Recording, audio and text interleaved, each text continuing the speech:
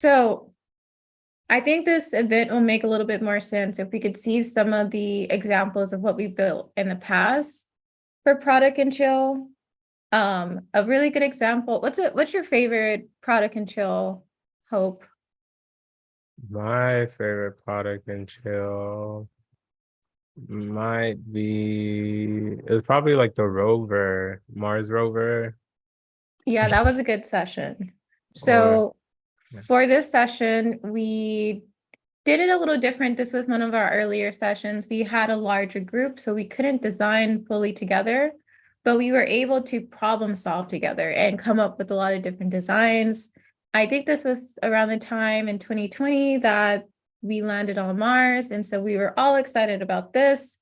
And this is also the first time I learned that Hope wanted to be an astronaut. And so this is the start of it all. And so we built an app where we wanted to update humans on Earth about what was going on with the Mars rover and get that information. So we went through the steps. Again, this was early on, so our understanding of how to build out this platform wasn't that great. Had some bumps in the road, but from a high level, we talked about the problem, thought of some possible features that we could talk about and build. And then we started to kick off and design different images and screens. And as you can see, everyone had a little their own take on how to build out these screens to solve these different solutions. I just want to point out one of my favorite ones is this one here. The person who put this one together ended up putting this into their portfolio, and it helped them land a job. So you can see that what we build here, even though we might not hook this up with tech, we might build things that solve problems that are not really problems currently, but going through this exercise will help us understand how we can think about product and design in a way that can help us solve solutions in the workplace. And we can get as detailed as this example here, which we all think is amazing, especially Bernie here. Very satisfied, Bernie, in the file. But I would also like to point out mine was very basic. Kept it very simple. Nothing special here. You could only live stream it. So that's an example of how we started this. I think another good example of how this is like themes that we don't have to really ever build is actually not this one. The one where we built Uber for the moon. This is a more recent one that we did. So we actually figured out the flow of these things. So we came up with an idea. This was an interesting one. Kim K, Marilyn Monroe. Oh, because she messed up that dress. It was around the time that everybody was talking about that elephant on Twitter. We were thinking about a lot of different things that were going on, and we didn't really know what to pick. And then somehow we got to Uber for the moon. Again, space. We want to be astronauts here. Common theme. We started to talk about the problem, figure out who the person was who we were building for. And through that, we could list out things that are working and not working. Of course, our solution of building the Uber for people who own spaceships, it's not a lot of things that we can point to that says what's going on and what's not going on in the current market, because as far as I know, there is no market for this, but it did help us flex those skills. From there, we started to say okay, we need to brainstorm some different features that we can build out in today's session. We typically pick features that help us, that we like the most, honestly. We just pick things that we would like to build out and we think it's cool. For this one, we actually went through a customer journey, not something we typically do, but we wanted to really understand how people would find this app because this was pretty far-fetched, so we needed extra help. We then went through the setting up the branding for this, colors. I don't know how we got these colors because the end colors were not the same, but hey, everything's an iteration. We Wow. created a little mood board here. The colors came from the space thing right there. Oh, that's right. It came from the mood board. Duh. But as you see, we started to upgrade the mood board as we started designing.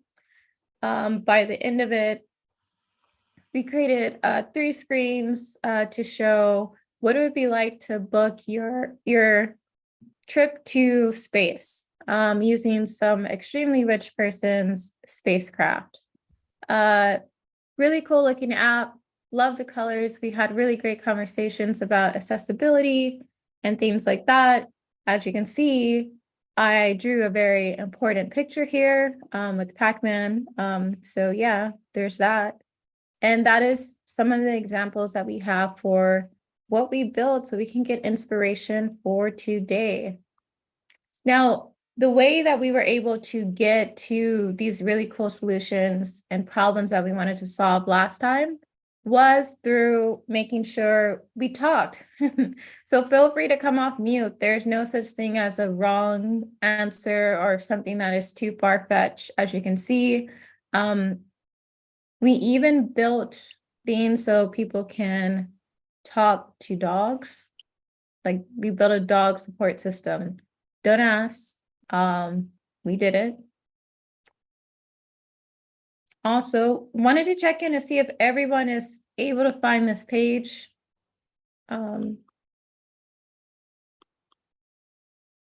Yeah. I have some ideas.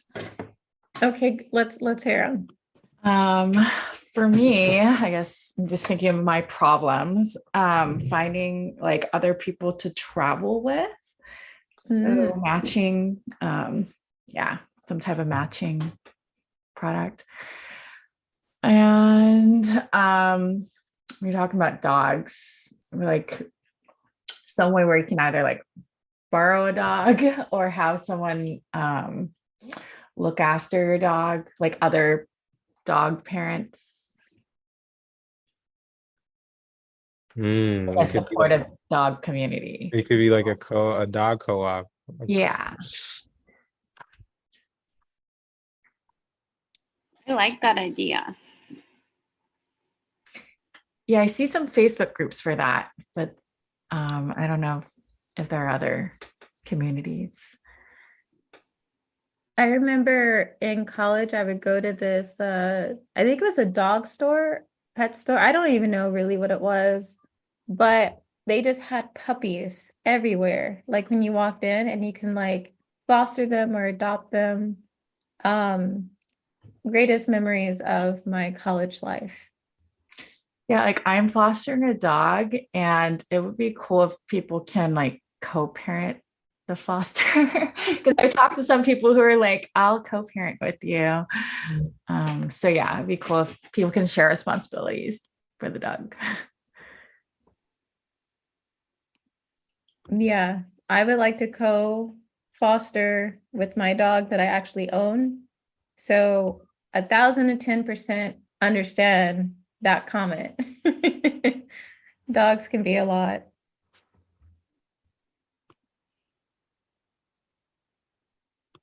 Yeah, yes. Let's do that one, please. Yeah, let's do it. Yeah, if anyone had anyone else ideas, I would love to hear them. But I'm voting for that one. I like that idea too. Ooh. All right. It's great. You know what that means? We can move on to the problem statement. So I am a dog owner or potential dog owner. Dog adopter, fosterer. And I am trying to, I guess there's two types, I'm trying to share my dog or borrow a dog. That's what she said. but I can't because um it's hard. It's hard to find people to trust. Find people to trust. Plus, it's hard to find dogs that people want to borrow. Well, to share, like, which makes me feel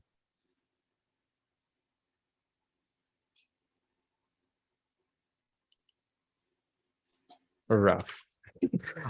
Sad. It was a dog joke. No one laughed. Did you say rough? Yes.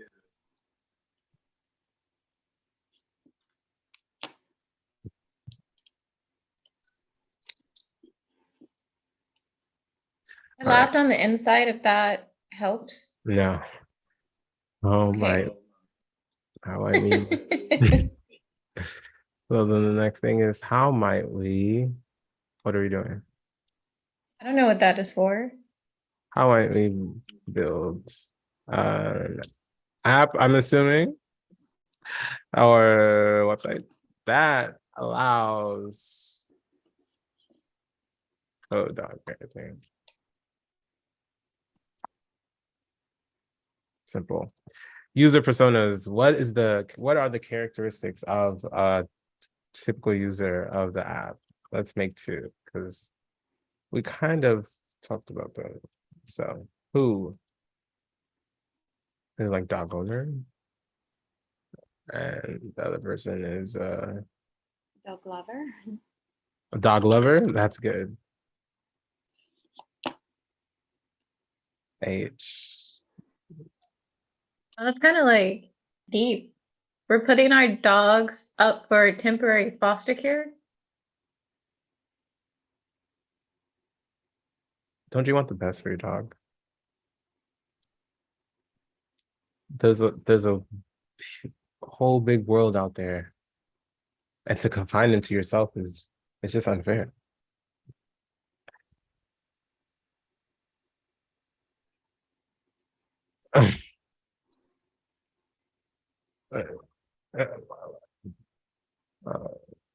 What do they care about? Dogs. Interests. I don't know what age is. I feel like everyone you can own a dog at any age. Am I wrong? Gen Z and millennials. Boomers don't have dogs. Let's make this easy for ourselves. Okay. Or should we build it for boomers? That just means big buttons. Like maybe Oh like my God. a cat that might want to, I don't know, have more of a social aspect, or just because of affordability of dog care. Social aspect.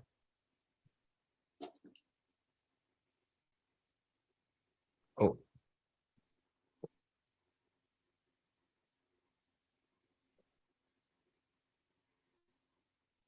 Making dog friends? Is that what you're saying? I think these people care about the same things. Either making friends that have dogs or having their dogs make friends. Dogs. Making friends. Cool dog.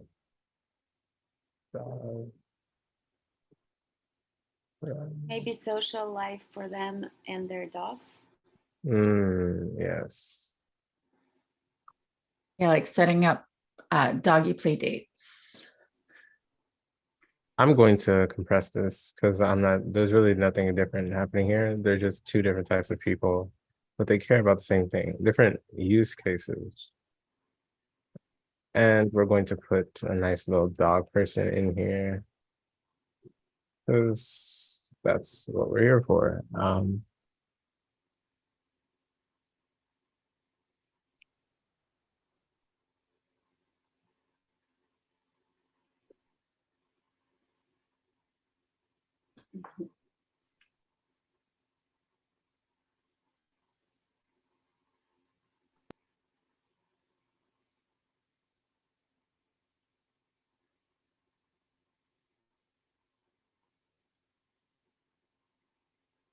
All right. I think we can move on to the next part. I don't know what their diet is and why that's relevant. Kibble, like no. Drivers.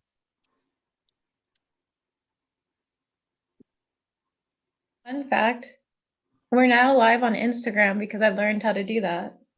That's interesting. They see me.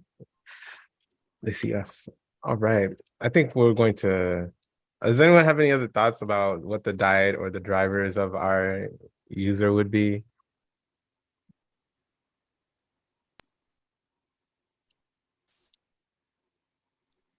I mean, I'm a meat eater, but I would assume people who like animals might not eat meat. So maybe something in between that, like a pescatarian.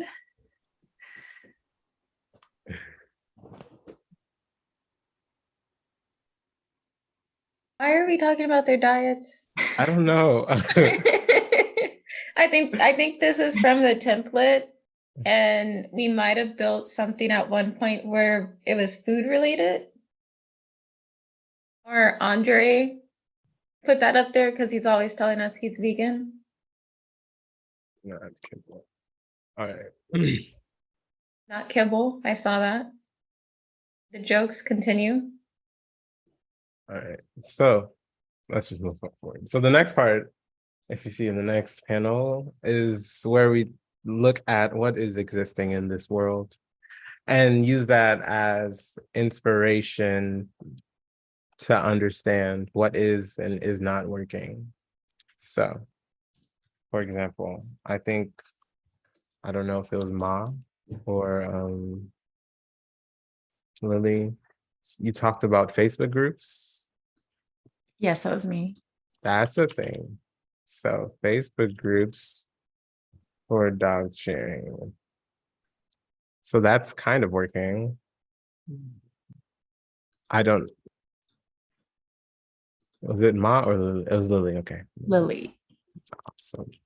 And so what we can do here is anyone, you can take one of these Post-it notes on the right, copy them and paste them and provide something that you think is working. That is not, maybe it's not exactly what it is, but maybe it's like adjacent.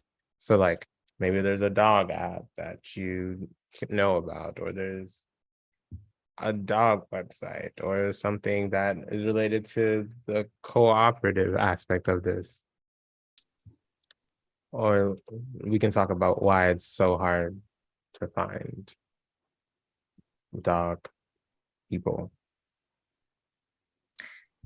I have a question. Yes. Since we're doing this as like a 3-hour thing, basically. Are we like pretending that we did research? Or like how do you incorporate research into what we're doing today? So this is actually the step where you would typically do research. Like once you understand what the problem statement is and who you're building for, you want to see in the real world, like what's going on. You do competitive advantages and do some comparison work there. But to make this work in a single session, we just talk about it like verbally, like, hey, I know this works, but this doesn't work, or this is an issue. Or this is really great. And we don't take the time to actually like research. Sometimes we do, we'll Google things here and there, but for the most part, that's how we handle like the research part. But since I think that is an interest, I believe I don't know anything about dog sharing. So I will Google that. I know there's some apps like Rover and Wag that are Yeah. dog related. Okay. I haven't used them yet, but they're on my phone. So, just a clarifying question. Do we create an app to hang out with the dog just to spend a good time, or is it also like maybe to walk a dog? Because there is apps where you can find someone who would walk your dog. So Right, that's like Rover and Wag. So if I'm looking at Rover, the options are boarding, house sitting, drop-in visits, doggy daycare, and dog walking. But I believe these are all paid things. Mm, right, and we want to borrow or like give away our dog just to hang out, right? Yeah, like a co-op where it's more like a community. yes, that sounds exactly what we're doing.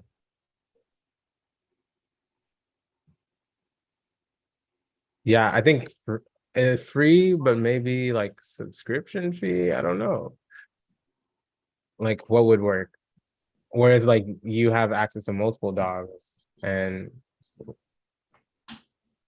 they're interchangeable. Is that what we're thinking?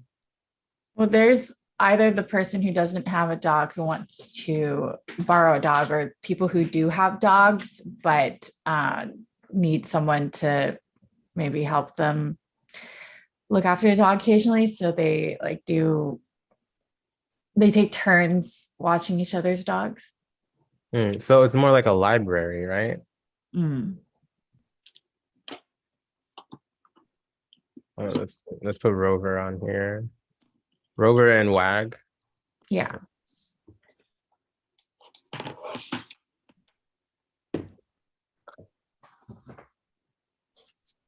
Wags. I don't know if TaskRabbit would be relevant, but there is an option to, like to walk your dog or to like take care of it. Mhm. For the Facebook group, like what might not work is the vetting process, like how whether you trust people to take care of your dog. Mm, Verification. yeah.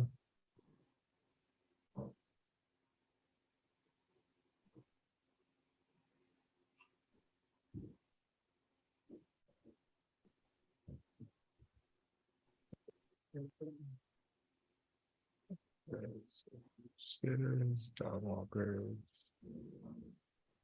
Should we consider any like shelters? They're not app, but you just show up at the shelter and hang out with the dog.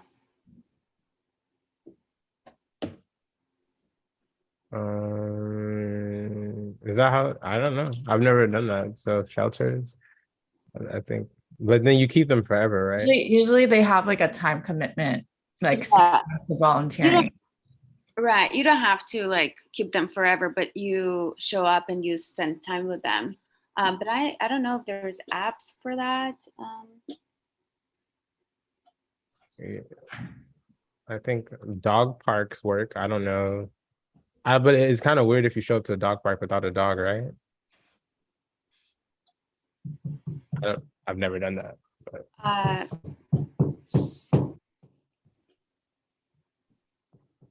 I too have never showed up to a dog park without a dog. probably, But I feel like it would be the same role if you go to a kid's park without a kid. oh, that's not allowed.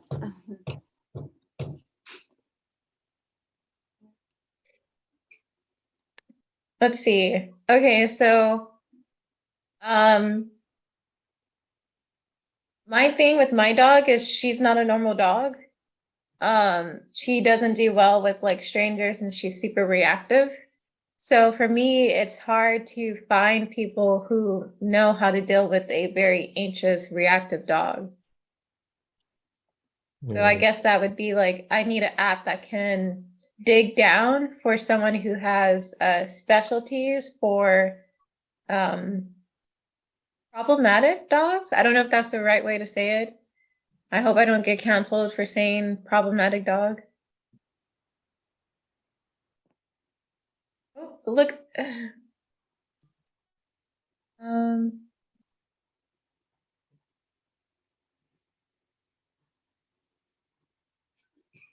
hmm.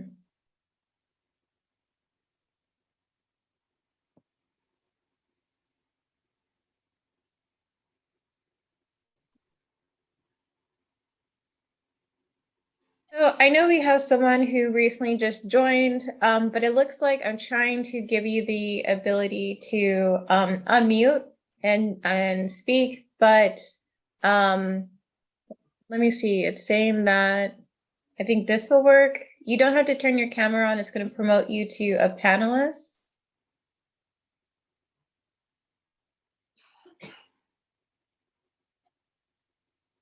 But you can come off mute and say hello.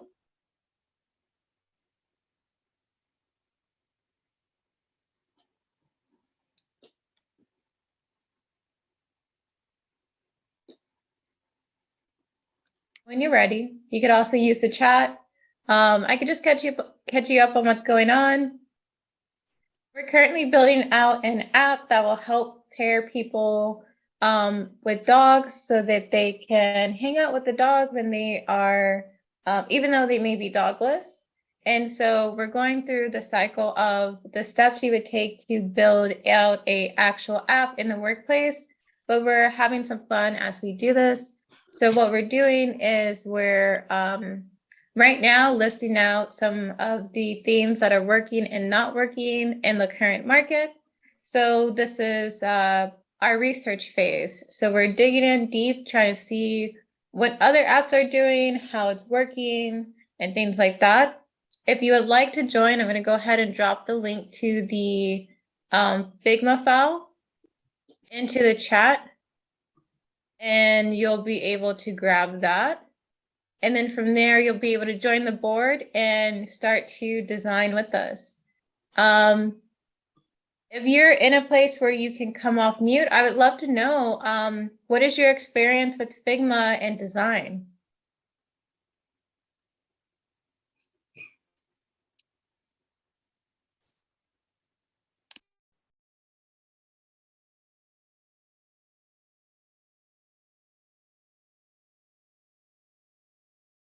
I think you have to say their name because who are you talking to, Valerie? I don't know how to pronounce their name. Oh, Arnisha. Yeah, is that how you pronounce it? Welcome, Arnisha. You can also type in the chat. Hi. Hi. I'm late, very late. No, you're right on time. Okay. But yeah, I would love how do you pronounce your name? It's Arnisa. Arnisa, well, welcome. Thank you for joining. Wanted to just ask, what is your experience with Figma or product design in general? Actually, I had wanted my daughter on here, and are you guys going to do another one of these pretty soon, or how often do you do these webinars? Oh, that's a great question. We do these monthly, so we'll have another one of these. What is this? The second or third? It's the third Saturday of every month. Is that right? Yeah. Okay. Yeah, I'll have her on here. I have a new website. I was just trying to figure out what this was all about, basically. But you said I was right on time, but I thought it started actually at 10 a.m. for me. It did, but when you showed up, it's the perfect time. Okay, cool. I'll catch you up on some of the stuff we've done so far. So if you would like to join us, you can go ahead and click the link in the chat that I'm going to send right now, and you can join the Figma file and start to design a little bit with us if you would like to do that, or you could feel free to watch and just see how we move. Are you familiar with Figma? No, and I will definitely watch. I see the link included. I'm sorry, I will definitely watch.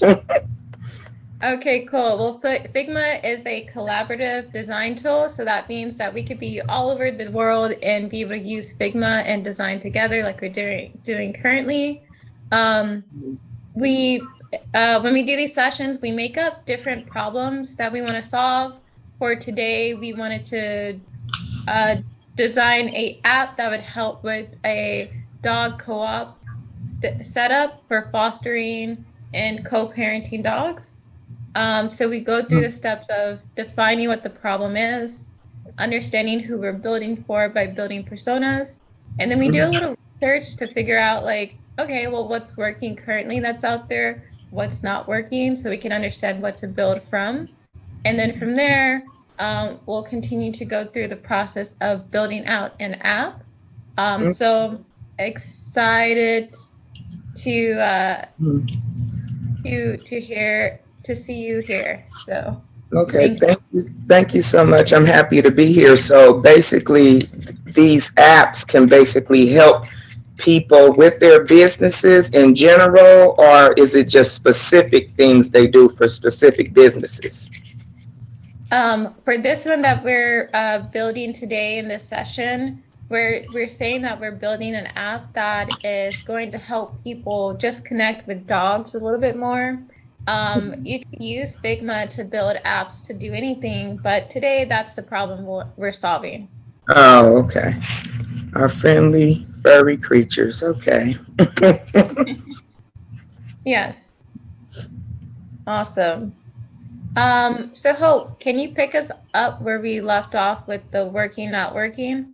Yeah, so since we kind of have an idea of what's working and not working, the next step is to look at that and use that as jump off points to determine what features we'd need in the application that would enable us to either enhance what's working or solve what's not working. And just to get us back to what we're trying to build, I think the goal is to create an app where we can operate as like a dog co-op. I think free is I think one of the key things, in that you can check out a dog, borrow a dog at any point, and then maybe if you have a dog, provide it to the community that so that they can check out and stuff. If you see on the left, there are different post-it notes. You can copy one of those and paste them onto this large white massive brainstorm features area if you have features that you believe should be included. And so, yeah, once we have the features, then we'll vote on the ones that we care about the most and build them. So, Okay, nice, interesting.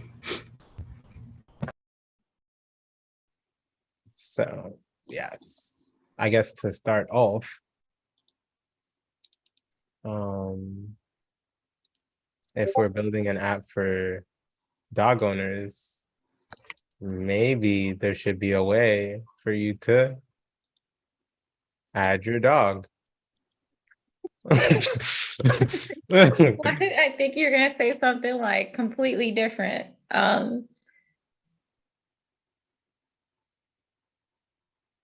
I just want to add Google wolf to text translation. That's really what I want.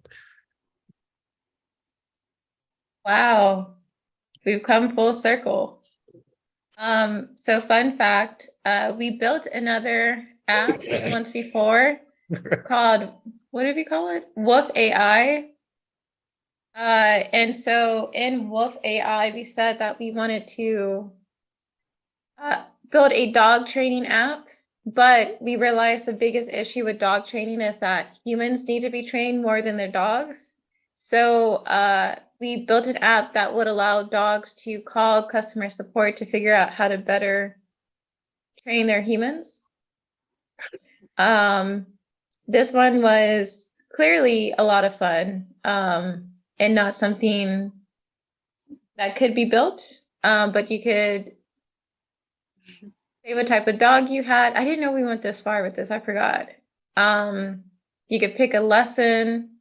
And I think we even built a screen where it's like push to speak, but so the dogs would hit the, I'm not describing this anymore. Because the deeper I go into this is the wilder it sounds.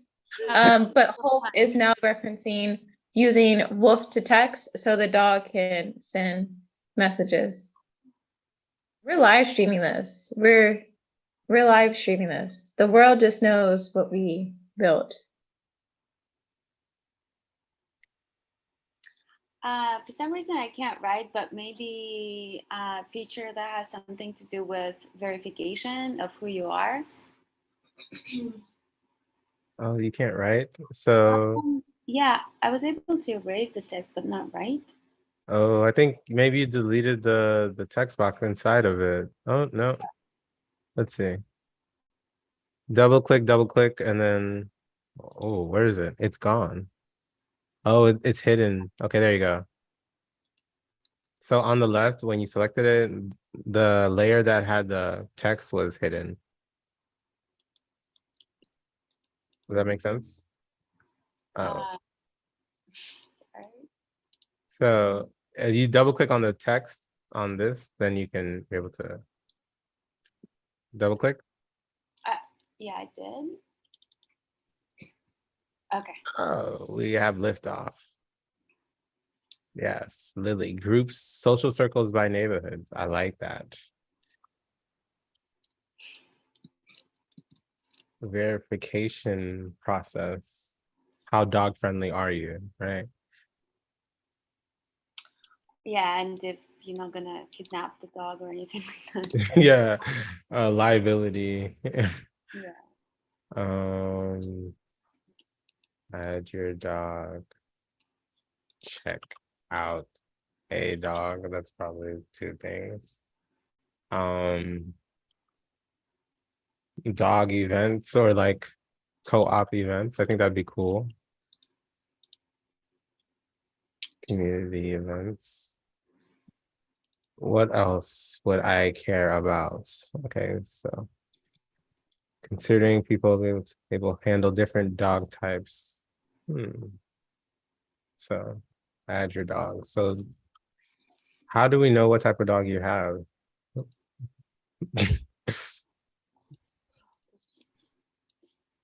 Dog. Image capture. / sample video. I don't know. I think that'd be cool.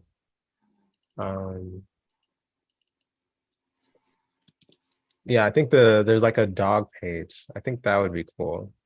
Like dog pages where you can learn more about the dog, see the status of the dog, the last time the dog ate or something like that. I don't know. If we're caring for the dog as a community, maybe dog tips, dog caring tips. Dog care tips. Let's see. Share your experience review. I like that. Search for dogs. Of course.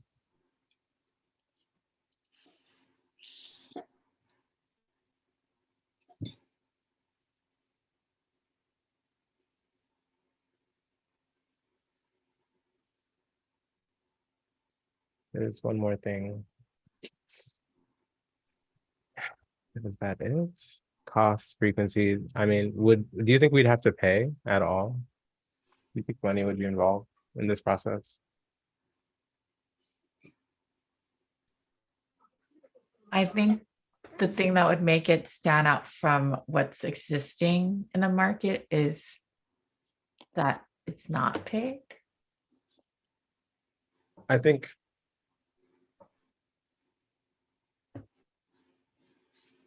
okay. We're not here to monetize. We're here to create a quality product. So monetization would be the next step. I think when you solve a problem really well, there are ways to monetize that Can are, it be both paid and unpaid options? yes, that sounds like a good idea. Like I feel like for I don't know, Valerie's dog, she might need some more experienced people who, you might need to pay for, Premium sitters. Oh, and like more chill dogs. Would it need a paid experience? specialist sitters. All right. So maybe, yeah, we throw these events and the specialist sitters are the ones that teach us how to raise a dog.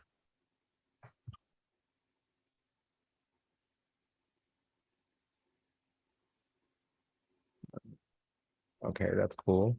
Paid for premium sitters.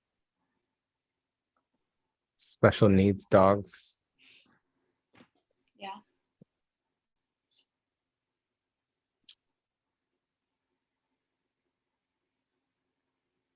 All right. Do you feel like there's anything we're missing? Think about what would be a 10x experience. Like what would make this like so seamless? If How are we getting the dogs to people?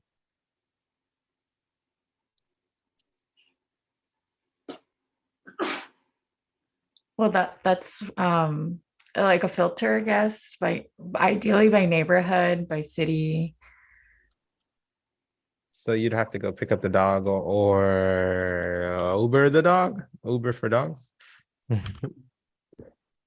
could even be like a lunch break thing where you can walk the dog during your lunch break. Oh, that's good. Lunch break, doggers, doggo people, coalescence.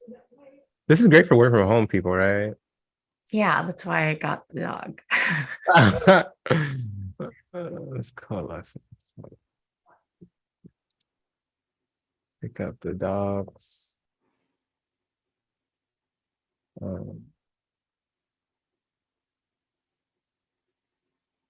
Schedule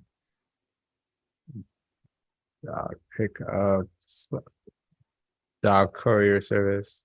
I feel like that's where our profit margins would diminish. Well, if we treat it like Craigslist. All right. So I think we're doing a good job. What tends to happen next is we try and group things into things that are different features into things that are similar. I kind of already started over here. So like you see dog pages. And so like after you add your dog, probably the outcome is the dog page with information around the dog. The dog can add more notes about how he feels with the woof to text. Check out a dog. I think this is like the what happened? Did I do that? Someone moved the white. It's okay. Paid for premium sitters. This kind of check out a dog or check out. No, it's like add your dog.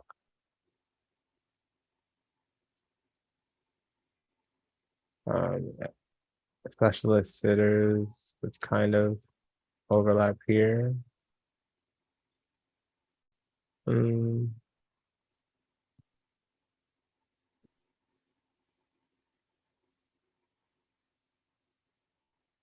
I think what's missing is like we're just sign up to sitter, and then we have specialist sitters, and then over here is the verification process for both, and then share your experience. That's kind of, so you sign up as a sitter or you sign up as a dog owner. And then you have like your little dog person.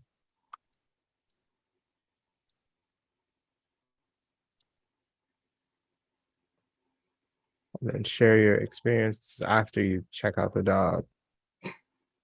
And dog courier service. So check out a dog, and then the dog will come to you, and then you schedule your dog pickup. So check out a dog is for people with dogs or people who are sitters. Yes. Check out a dog. If you have a dog, I guess both could do it.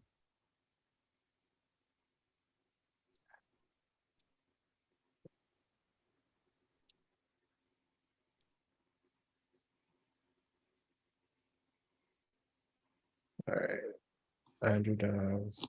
Check out a dog's schedule, dog pick or availability. That's what I meant. Let's see. Do you guys kind of see what I'm doing? I don't know what's on the screen. Yeah. Okay.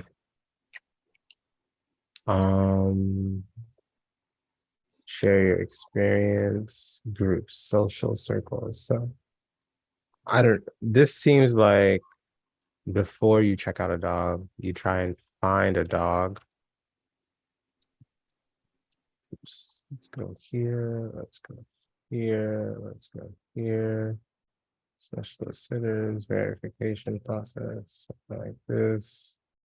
And then add your dog groups. So then when you're searching, you can probably search by groups, or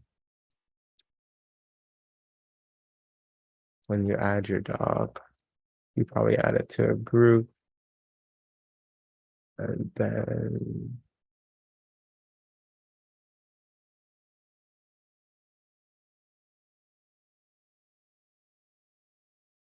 what is the scheduled dog?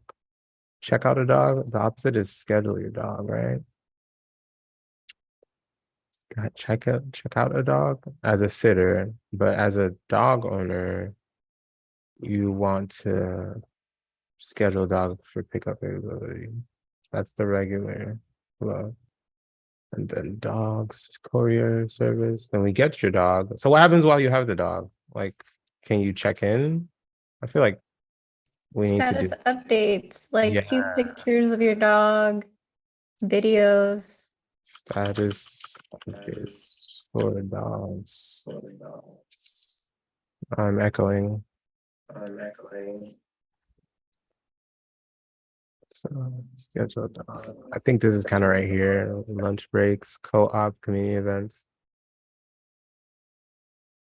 I don't know. This is all right.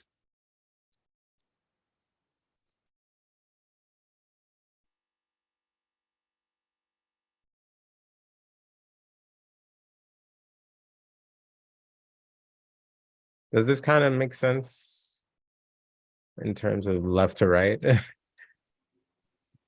Yeah. Because there's kind of like two tracks.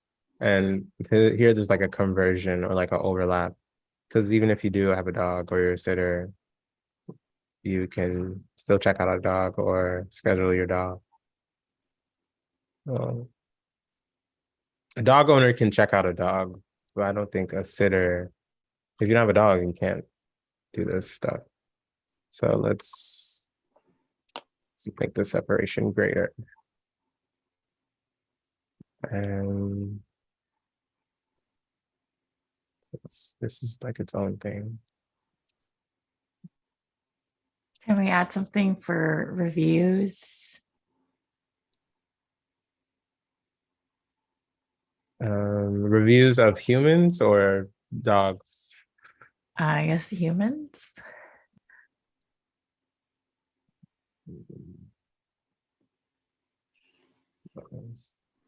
And then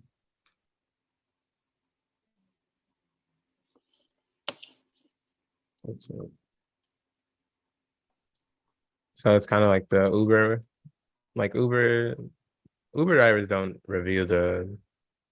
They do. I think it's both ways.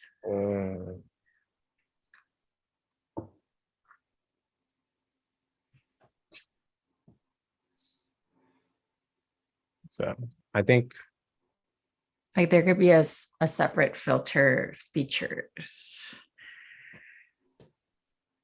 what do you mean by filters?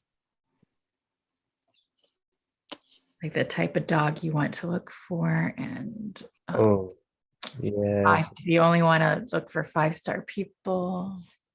filter by job. Right. And then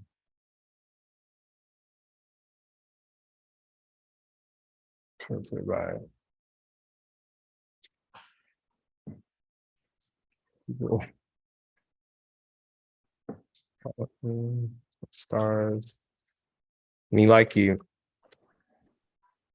Mm.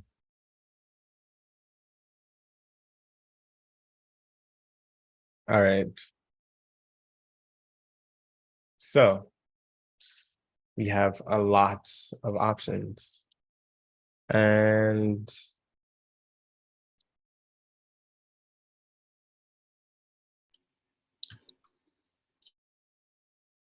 so the next step we usually do is like dot voting, because reality is we are not that many people and we don't have much time, but we do have prioritization. And we do that by preference. And how do we do that? We take these little green dots on the left, and you get 3 dots, and you get to pick the 3 things that if you were going to build this, if like that you would want to see fleshed out. It can be because you believe it's the most important or you think it's the most interesting. I tend to go for interesting, like what is the most core / fun to build. That will challenge us.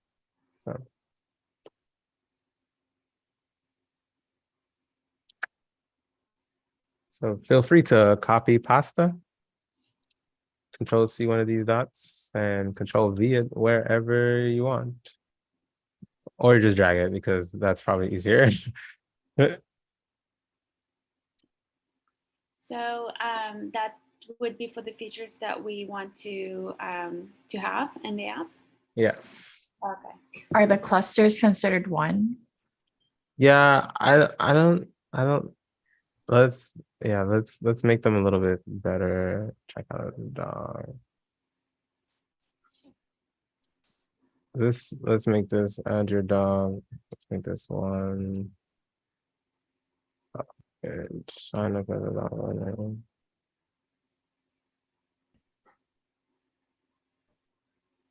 Yeah, let's make. Do you mind if I do a quick marketing break real quick? Go ahead. Let's see if this is gonna work. My computer, I have to turn my camera off. I'm sorry, everyone. My computer is like telling me no, this is not what you're gonna do today. But this session is going really solid. And if you're enjoying this, I wanted to take a moment to tell you a little bit more about Tech by Choice. I know I did get a message in the chat and that asked if we were streaming this, and yes, we are. And this will be available to everyone after this is done. It'll be on our YouTube channel, which I'll drop into the chat in just a moment. But I just wanted to tell you a little bit more about Tech by Choice. We're a nonprofit that helps marginalized groups enter, stay, and thrive in tech. We support anybody that supports us, so we're open to everyone. There are a lot of cool themes about Tech by Choice that I can go into, but one of the themes that I want to highlight is the fact that we have a membership. So if you sign up to be a Tech by Choice member, you'll get access to more content like we're doing today, as well as access to other themes that we put together, such as mental health events, financial literacy events, and what to do if you face discrimination in the workplace. So these are all things that we all benefit from. So if you're interested in that, please feel free to register using the link I just dropped into the chat. The other thing that I want to share with everyone is that we're currently fundraising on Gitcoin. And we have some details that I'll drop into the chat because my computer just gave up about how you can help and donate. But yeah, that's pretty much it. There's probably other things that I should be sharing. If you like this event and want to check out future events, make sure you check out our Eventbrite page. I'm going to drop the link to that here. And then that's it. That's my marketing pitch for today.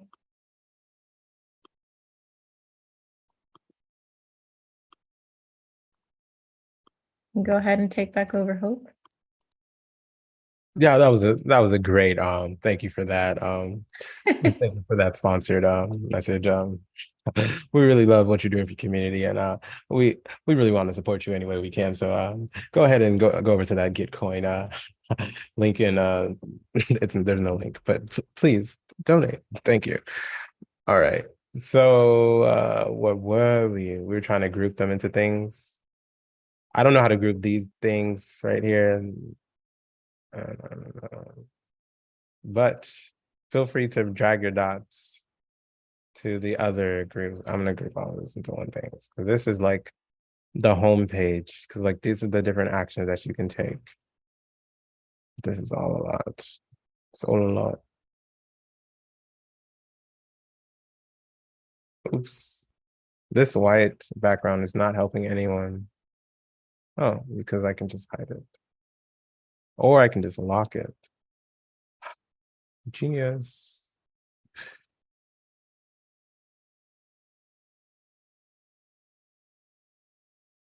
All right. As for me, this is obviously the biggest one. I think this is me. And verification is cool, but I think this is like the bulk of the app right here. I feel like I shouldn't mix these up. I think these can be together. I think checking out the dog is essential.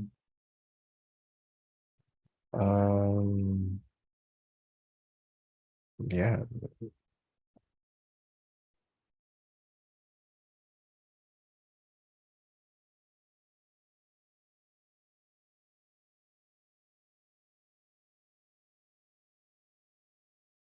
I see dots. Dots moving. I think this has to be one of my favorite things to do, like in person, because you get to see like everyone go up and put their dots up, and it feels like super official thing to do when we're literally just putting stickers on a piece of paper. But it feels super real. Like things are changing.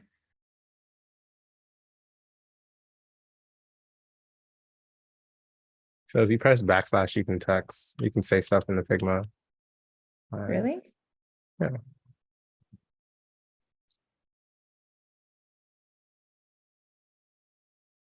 I'm trying to add all the links to the chat, but my computer has literally froze.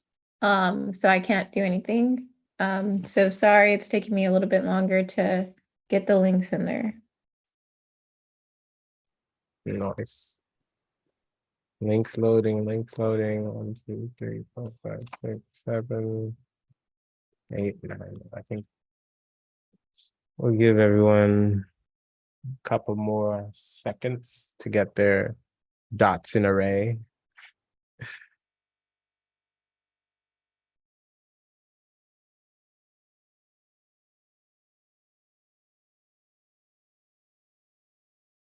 Okay, and then one more link to send. Oh, you know what I forgot? What did you forget? Lo-fi music. Isn't that what we do? Or is that when we start designing? We could have lo-fi music at any point in time. Do you know how to, you should be able to share the music through Zoom. Do you know how to do that? That sounds like a lot. No. No, it's not a lot. Click the share, There's a share button. the share screen button on Zoom. Okay. Host disabled. Mm. Well, hold on. It wasn't meant to be. It's okay. No, wait. Well, if I change it, can you share your screen? And that would actually like free up my computer from trying to explode. Um, If you're not set up to share your screen, it's okay to say no. no, I'm not ready. Allow to record. All right. It looks like we have winners. Okay, And wait, you should be able to do it now. winner, chicken dinner. And I'm trying. Let's go to Zoom. Press share screen. This will stop other screen sharing. That's not what I want to do, right? Well, I have it set so multiple people can share at once. Oh, wait, let me change it. Okay, now exit out, go back in. Exit out of what? The screen, the share screen. Advanced. I can share computer audio. Yeah. If you go Wait, to that second tab, just share audio and then play the lo-fi beats so it will stream properly on all of our platforms. you cannot share your computer sound while other participants are screen sharing. Then what was the point of that? Like, why did they add that feature? They didn't catch that edge case. It's okay. I'm sorry, everybody. We can't have properly sounding lo-fi beats. Just play the music. It's okay. I tried. None of my lo-fi channels are working. It's kind of sad.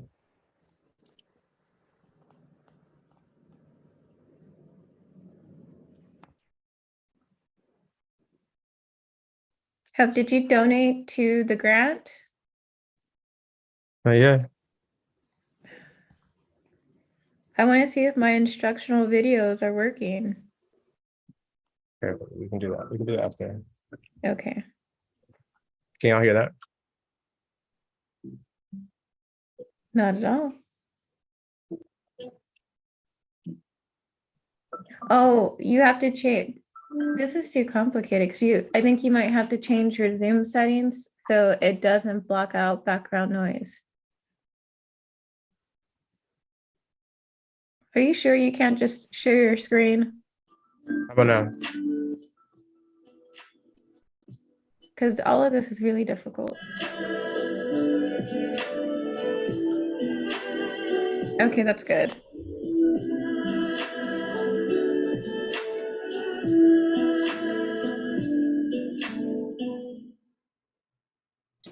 All right, let's go to Figma. All right, so dog search is one of the things that won. Then what is this? Dog. Check out. Then what is this? This one. Is this one? Add dog. And then this one. Add your doggy. This is a share. Goes up. Share.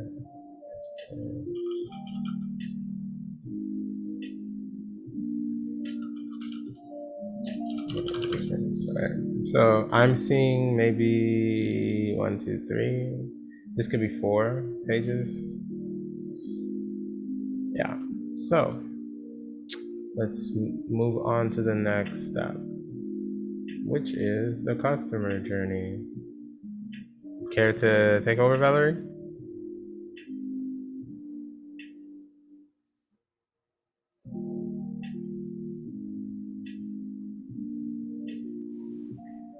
Can you hear me? Yes. Okay. I want to check the pulse of the room. How many people here have worked on a customer journey before? Feel free to drop it in the chat or come off mute and to answer the question.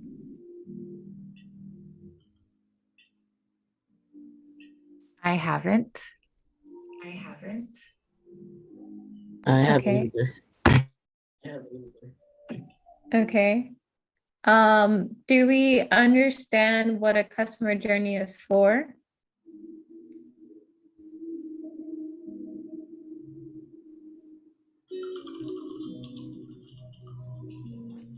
No? Okay, I'm gonna explain it a little bit. So we use a customer journey to figure out how someone would interact with their app from the time that they have the problem we think they have to finding our solution, whether it be an app or a website or something like that. And then what happens after they are done using our service, they solve their problem. We want to understand where they're at from emotional standpoint, as well as the different opportunities we have to solve that problem. And so for this one, I want to talk through it versus us actually taking the time to like fill it out because it can get kind of like complicated. But I just want everyone to understand like how we would talk about this. So let's start with the discovery column. And if you look at the phase of discovery, there are different sections for it. So we have mindset, emotion, and opportunities. So when someone goes to find our app, what is the mindset that they're in? Can feel free to drop it in the chat or come off mute.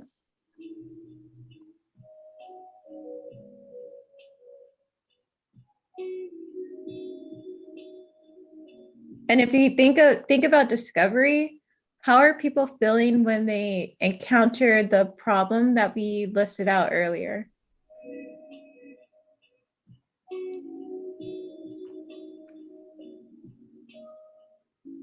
Anyone? I don't know, anxious, weary, concerned, limited. Yeah. What questions could they be asking themselves? If we go back and we look, our problem statement is that I'm a dog owner or potential dog adoptee or foster parent. And I'm trying to share my dog or borrow a dog, but I can't. It's hard to find because it's hard to find people to trust or dogs that people want to share, which makes me feel rough. Oh my God, which make me feel sad, less joyful. So thinking about keeping that in mind, let's try to just answer these questions as a group. So what are some of the questions someone would ask themselves to lead them to find our app? Like if you were Googling, what would you Google to try to find this dog co-app? Dog family. What? Can you explain the dog family part? Like, why would you type, if you're trying to find this app that we're creating, what key terms would you use to find it? Maybe dog seating. Yeah. So they're in the mindset that I'm ready to watch someone else's dog.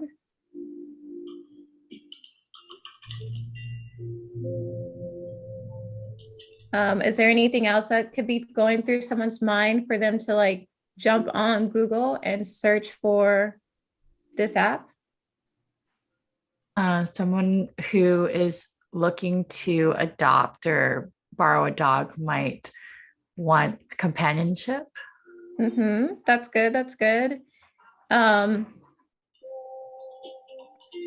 think now that we're getting started, you can see like what are the different ways that you can go about thinking about the customer's mindset at different phases. So let's talk about the emotions that they're having. We kind of talked about this and highlighted it in our problem statement, but let's just call it out here. What emotions could they be having while trying to find these answers? So for the emotions for someone who wants to put up a dog on the app versus someone who wants to search for it would be different though, right? Yes, good thing to call out. So we need to make sure that we are very clear on what customer we're solving for. Right now, for the mindset, we have both. So we can continue to talk about both. But typically when you do a customer journey, you would have it for just one customer profile or one persona. You wouldn't do it for both. But again, for this exercise, just so we can see both sides, I think it's okay for us to just like talk through both of those, if it's okay with everyone else. For a dog lover, they might be bored. Um,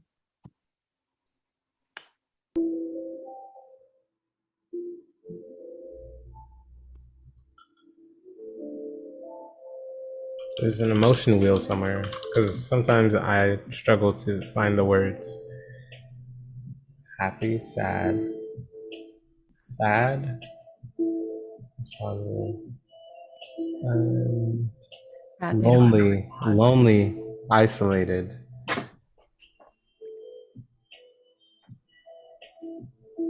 Yeah, those are probably the words.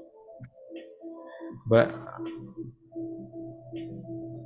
what's the opposite?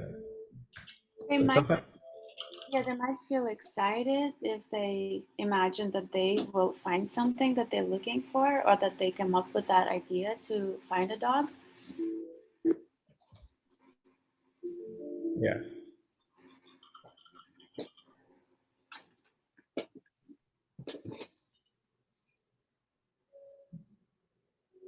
As for filling out this part, I wanted to take a moment to welcome Will to our not Figma and Chill. This is Product and Chill. We're focused. Welcome, Will. Thank you so much for joining us. If you are able to come off mute, do you mind sharing with us like a small intro, your name, where you're tuning in from, and your favorite color? You could also, if you're not able to chat, come off mute, you could drop your answers in the chat.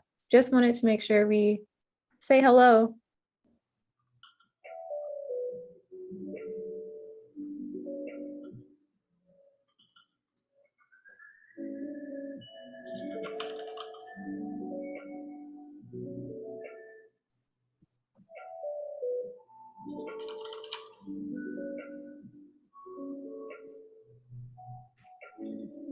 Take your time, Will.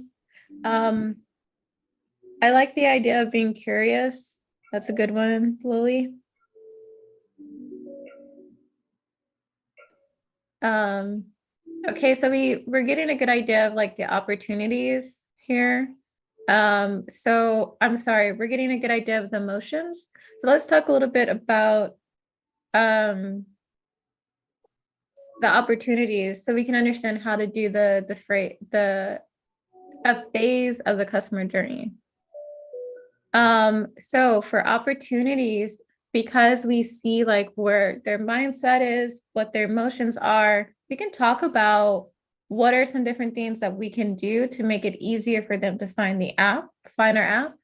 And so for this section, this is a lot of the times where people will come up with different features or functionality to help people find the app. You can also come up with marketing ideas, like what keywords can you use for Google AdWords so that people could find your app a little bit faster and things like that. To make sure we're staying on time with everything, let's just highlight one opportunity that we can have for one of the customer profiles and go from there. That sound good?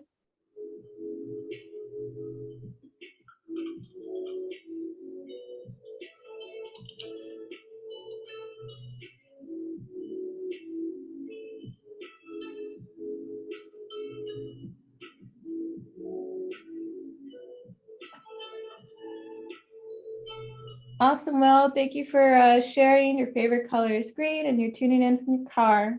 Welcome. Please, if you're driving, please drive safe.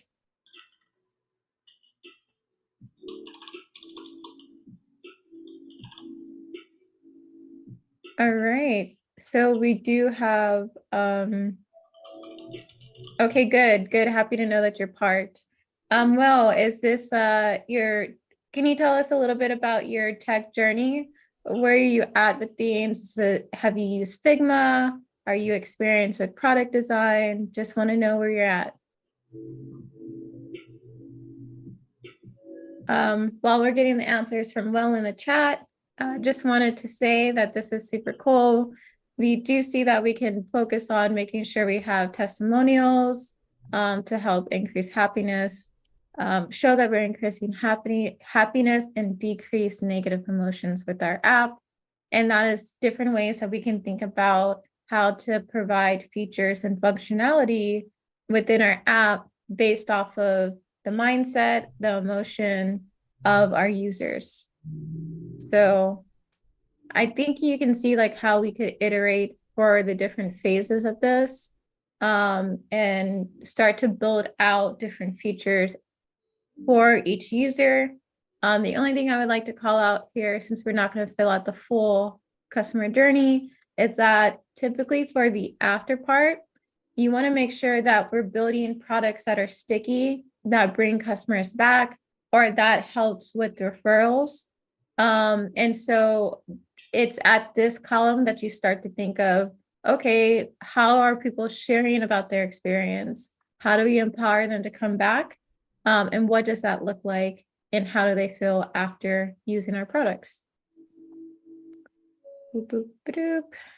All right.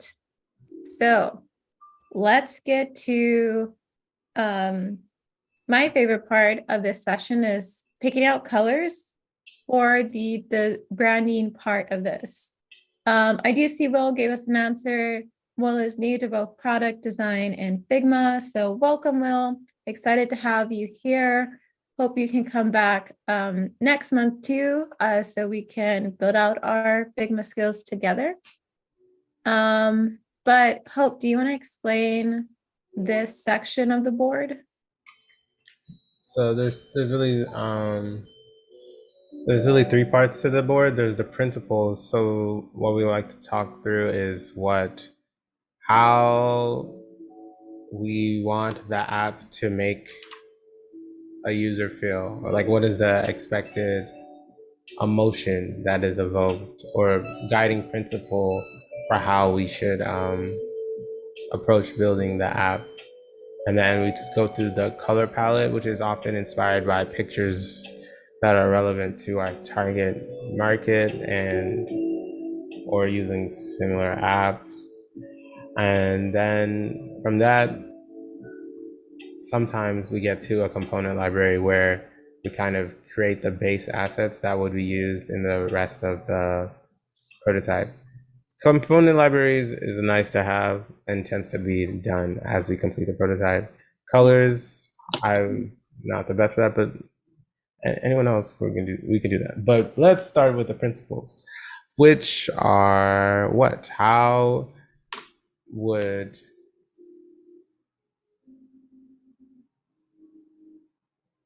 What are some core principles that the app should have in terms of how we design and how we deliver this product to our users?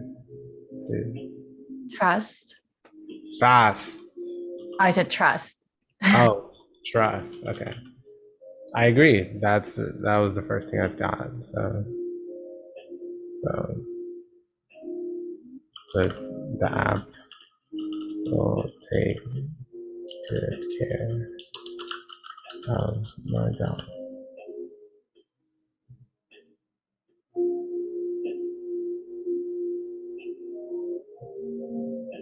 I think flexibility is, I don't know, important.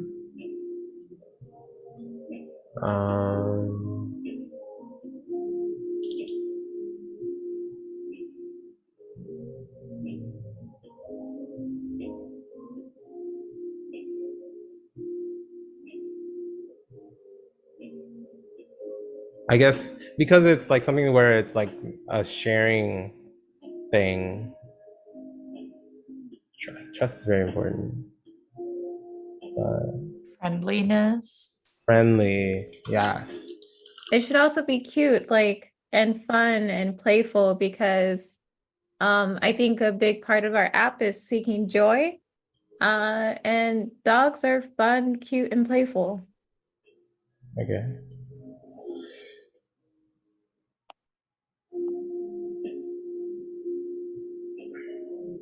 community driven. I think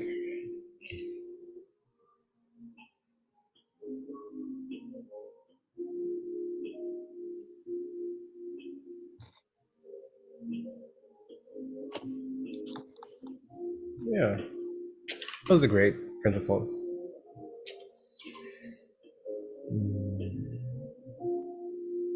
So with that in mind, let's try and find some colors and or move on to the next stage, which is the next part. So the question here is, are we building an app or are we building a website? And then how do we know? I feel like this should be an app. Because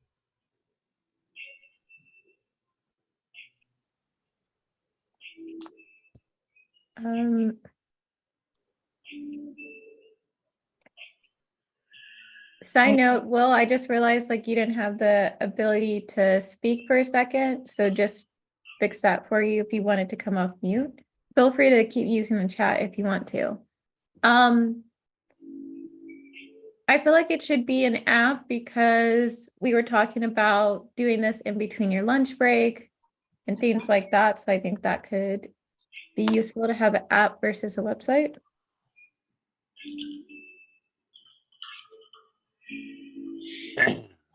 Mic check. Oh, we could hear yes, you. well, Hey guys, I just want to let you know that this is super cool. Like I'm just mind blown right now. And I'm just taking it all in that this is even a thing. So yeah. Well, thank you. We're excited that you enjoy this so far. Like I said before, we do this monthly, the third Saturday of every month. So this might be your first product and chill, but I hope it's not your last. Excellent.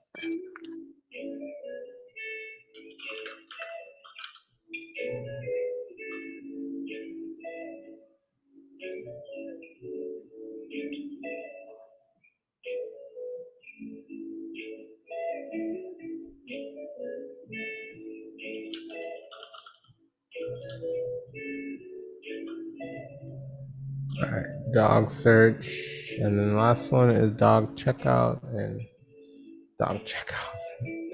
Amazon wolf dog. So all I'm doing right now is I'm setting up the different frames for the different sections that we'll be working out of. And I think we'll start with square box. First, we'll start with everyone can choose like which screen they want to start working on or which feature. And then we'll start with like gray boxes to high level. And then with time, within the next hour, we can raise the fidelity as we seem fit. So, dog search, and then dog checkout, and then share. All right. And then share. I know you probably can't see the names of these frames. Share. Review.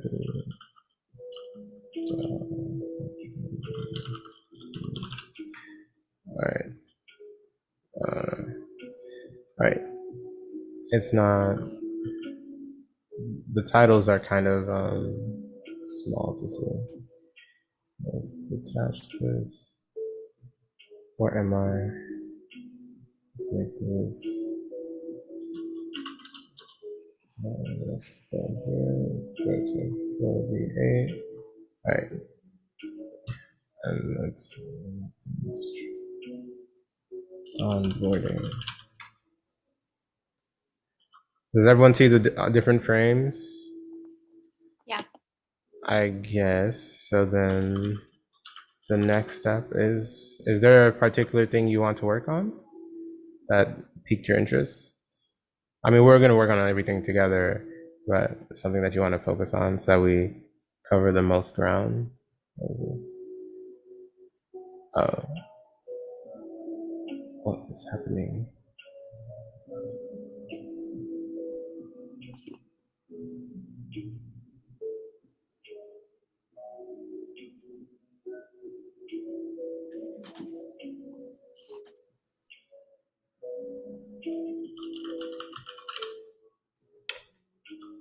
I think we said we weren't doing onboarding.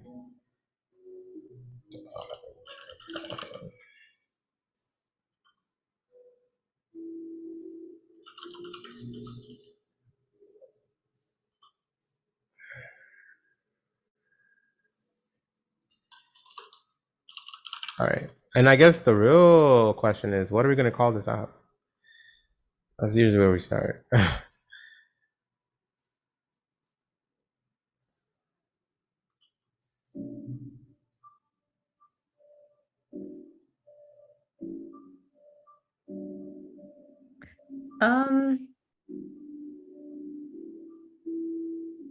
It's supposed to be like a co-op. So can we do some wordplay with like dogs and co-ops, co-pup, co-pup, co-pup, Co what? co-pup, like a puppy, co-pup. Does that make sense? Yeah.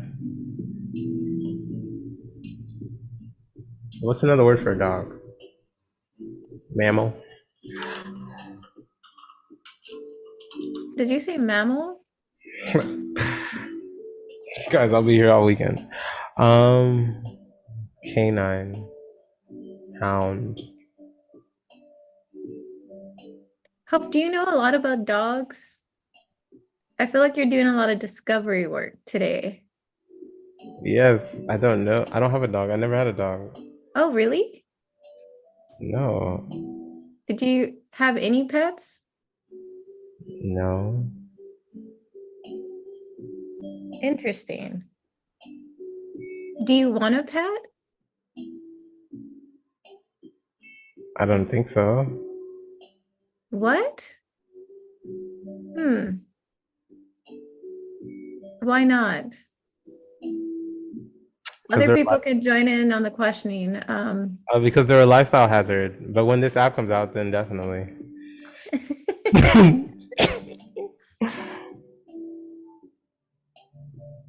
I've only had to cancel one trip because of my dog, but it was because I waited until 2 days before to find somewhere for her to go.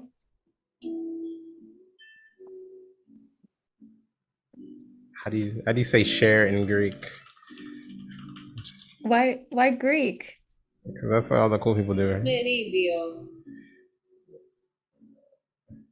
What cool people? I'm just all right. What part of the internet are you on? All right. Let's ignore me. All right, everyone grab a gray square. You know how to grab a gray square? All right. Actually, I'm gonna make one gray square that everyone can grab, and then basically, I'm gonna put a nice little thing in here that has a text. So this is say 24. All right. Where's my text? Text thing. All right, I'm gonna make this for people that you can copy and paste. All right. So what we want to do now is just describe what will need to be on each page. Right? So, Mhm. for example, here, this is where the simplicity. Why so many screens? Yeah, that's a good Fine. question. Just continue. I'm sorry to interrupt.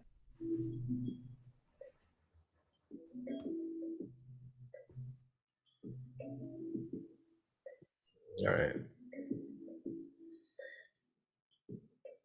Anyway, I made this box thing. If you copy the box thing, this is gray square. One. All right.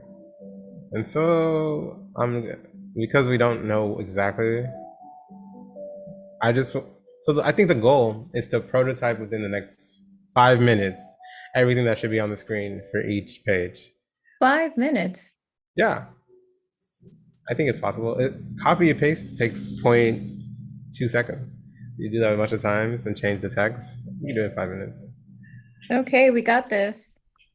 All right, so We should do less screens.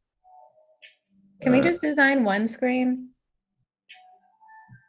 Or have people already selected the screen that they want to work on?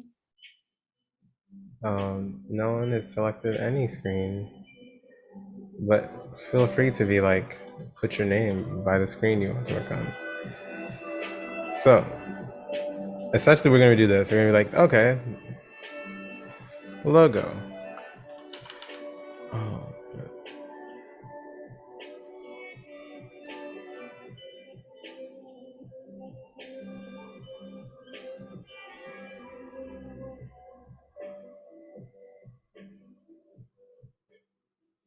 yes. And then just place it where you think it should go. Are y'all ready? This is button. I don't know, login button. That's all we're gonna do to make this go as fast as possible.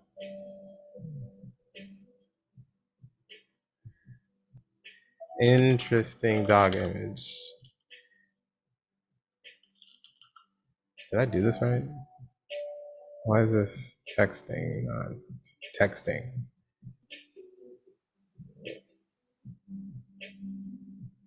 I don't think it's tall enough.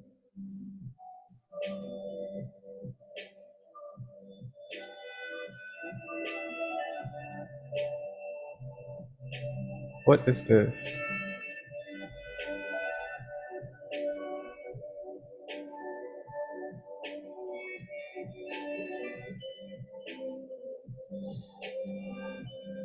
All right, so Let me see.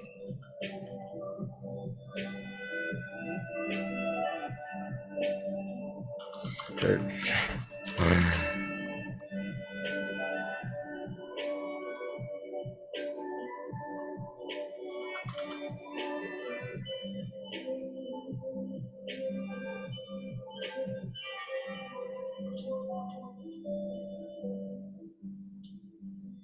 So we're wireframing currently, so we want to just make the screens using boxes and Why is this here? Some person did something. I think I made this more hard than it needs to be. yeah. Because a gray box is a gray box is a gray box. Yeah. I just realized what you were doing. You were trying to say we're wireframing, right? Yes. So yeah. Hope does this thing where he likes to make things difficult because he is very ambitious, and that's okay. This is why we do these things together as a community, because no one person has all the answers and no one should. We're better together. So what I'm doing here is just wireframing by putting together the checkout screen, the dog checkout. So I'm going to talk through this design just a bit, just so we can get a better understanding of like how to think about designing screens, because I find that that is helpful for people. So I know when we design a screen, there's going to be certain elements that are always going to be there. There's going to most likely be some type of logo that'll take you back home. You're going to have some type of menu item that's going to be here. And my keyboard can keyboard. So then I have this menu item. When we do a checkout screen, there's typically a list of information that people need to have. So I'm going to put that list of information inside of a box that's contained, and it's easy for people to just see and interact with, right? So adjusting this here a little bit more so that I can, I really missed what? something.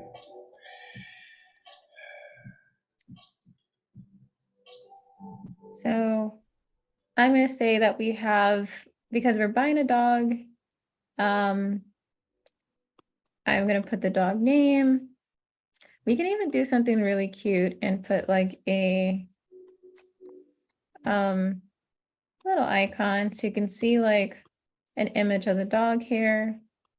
So it's fun. Again, we want to find joy, so we want to be excited for the experience we're about to have. For the for the review section, is it more like a profile or is it writing the review?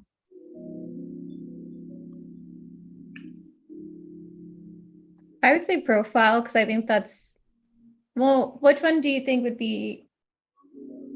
would you care more about designing? Would it be what it would look like or how to create a review?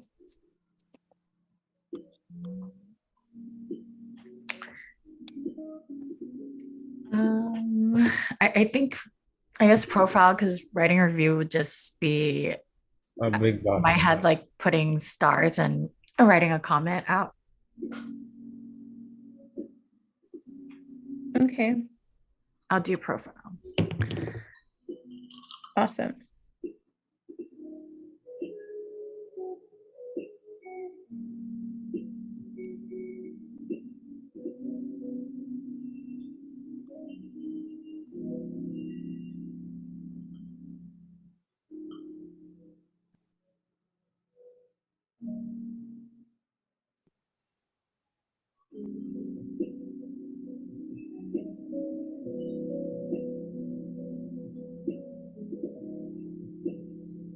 Uh-oh, I think this is, I think What? I did the thing for, Where are you? What's happening? I think I Oh, somehow did. Oh, never mind. I thought I did automatic layout.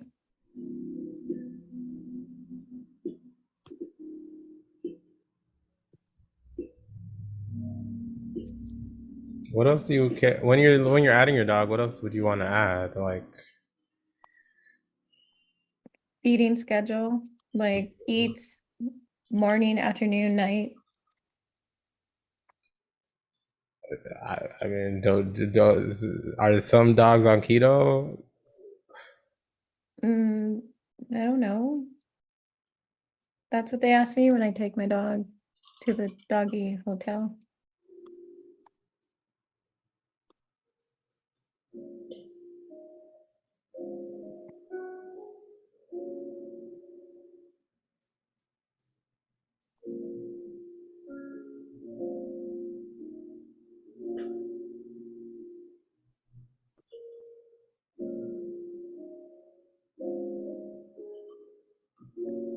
What were the services we said we were offering?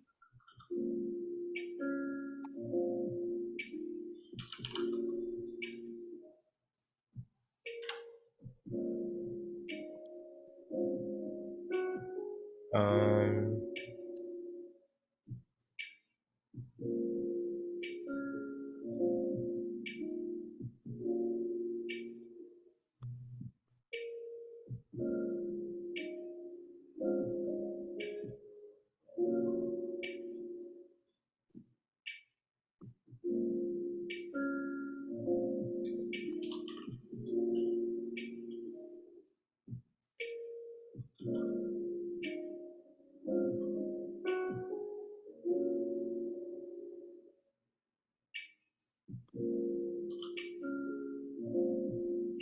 I don't know.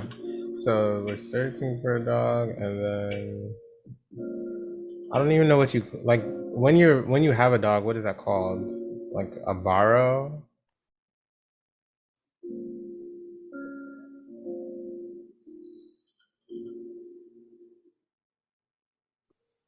Check out.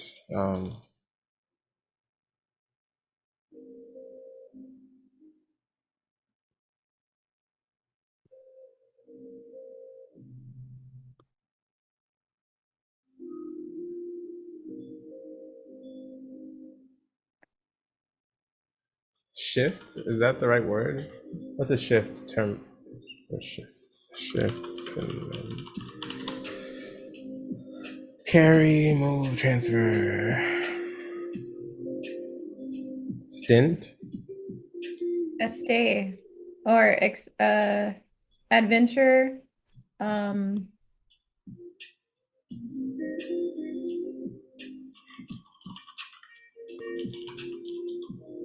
session, Experience. romp,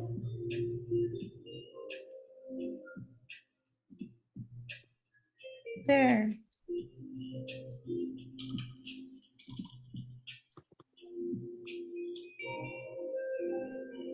Ooh, I like what I'm designing.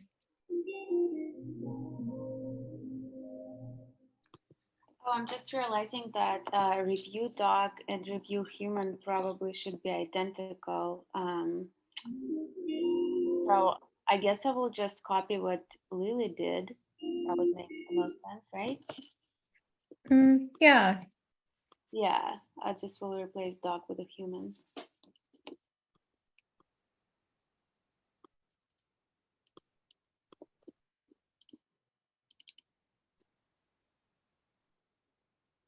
I don't know if people still use this because I haven't done UX professionally in a very long time. But I remember when I was learning, they would always say to do X's when you meant that there is pictures. No one has to do that. I'm just like sharing this bit of information that is slightly useless.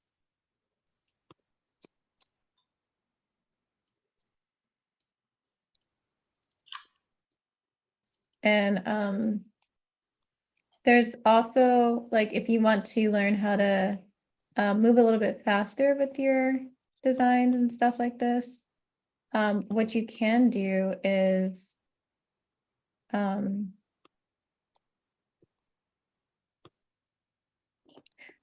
get UI kits that have a lot of these elements already, and it's more so of copy and pasting information versus trying to design all of this yourself.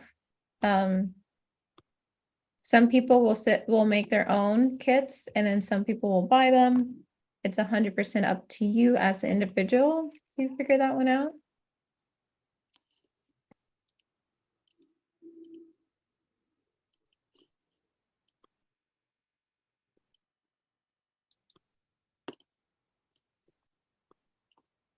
But how's everyone feeling about this session so far?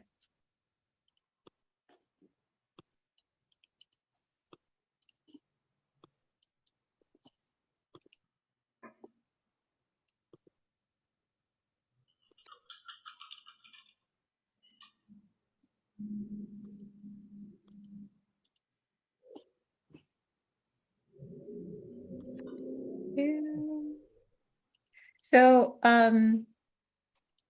we do these sessions monthly. We also have our review. We do a resume and portfolio review session. We also have our product and chill, Figma and chill, and dev and chill sometimes. And during those sessions, we hang out and learn different types of tech skills together, the same way we did today. And we just try to make sure we explore all the different roles that are out there for tech. So that way, if someone's trying to figure out what tech role they should go for, they can get like hands-on experience before doing a deep dive.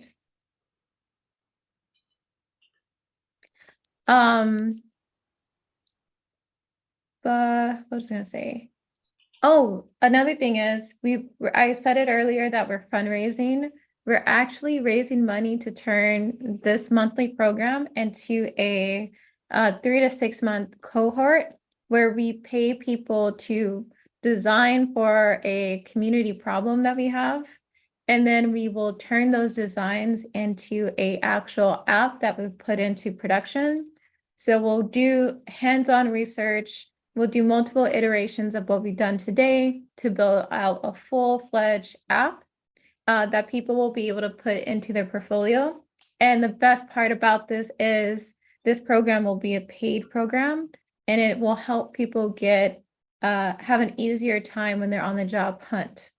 So if you thought this was a great experience, and if you thought you learned something new or had some fun today, imagine this experience times 10, and that is what our paid program will be like. So again, if you could share those links that I shared in the chat to get more people excited and interested about donating to that cause, because the more money we raise during this round is the more money we have to build a better experience for everyone involved. Yeah. I tried marketing again when I was more awake. I don't know how that one landed or not.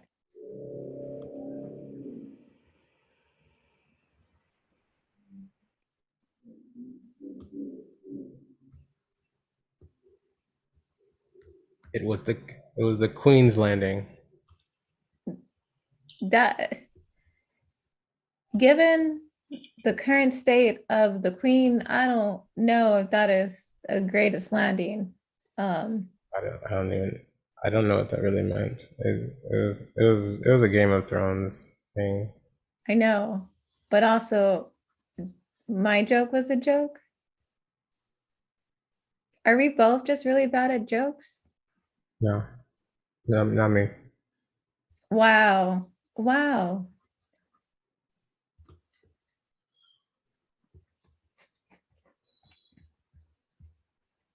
These screens are looking really good. I like this. Okay, for what is the app called? Copop? Copup. I think that's cute. Come on, it can't just be me that think that's kind of cute. Yeah, it's really cute. What if we make a P as a capital P? So it will be co-pup.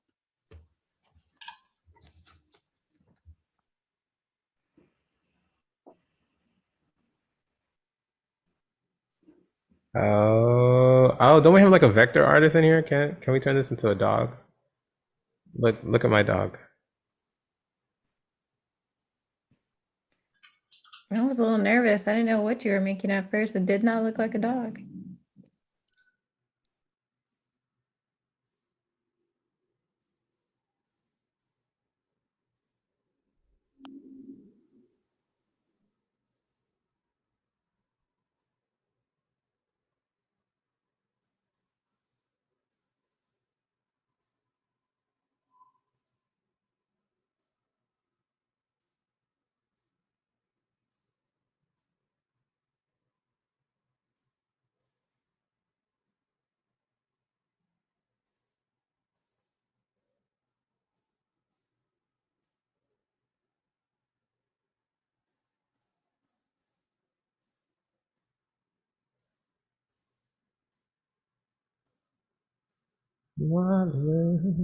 Oh, Hope, I have a life update to share with you.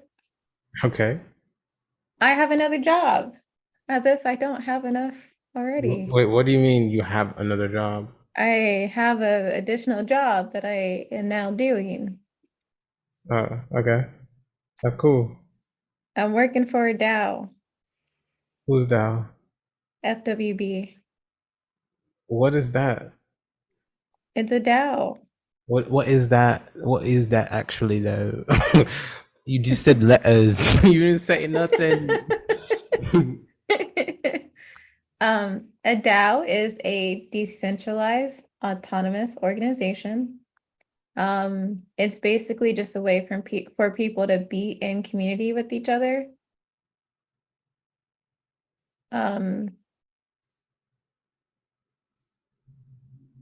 Wait, this is actually looking like a dog. How did you do this?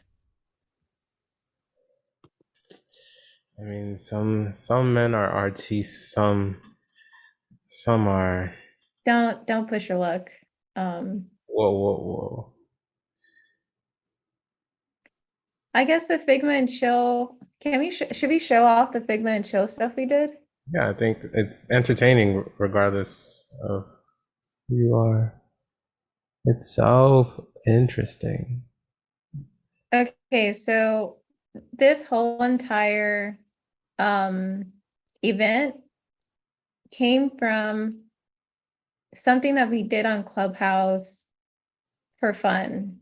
And we called it Figma and Chill.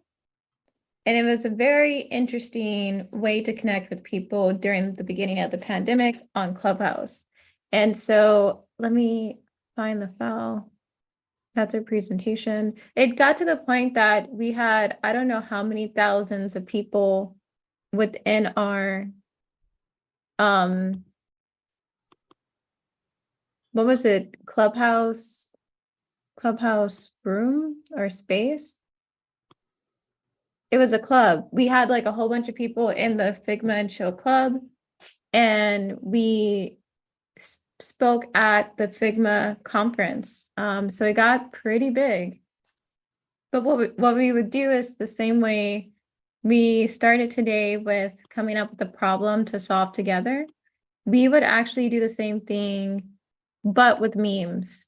So we would come together and talk about different themes that would pop up throughout the week. It was mostly catered toward Black techies. I'm nervous about what to show. I just remember we're streaming everywhere. Oh dear. It doesn't matter. Life is short and entertainment is for everyone. So I think this had to be one of my favorite nights of Figma and Chill. We did Nigmalodion. You can put together what this actually means, but we just remade a lot of the cartoon characters that we loved to watch growing up. And we just, made them memes. Lots of things I've never even seen this before. Lots of things happening here. Yo, Gabba Gabba, don't understand this. Mojo Jojo, where's SpongeBob? There's SpongeBob. The notorious Bob. My infamous Nigma bot. That's the best thing I've ever created in Figma and Chill.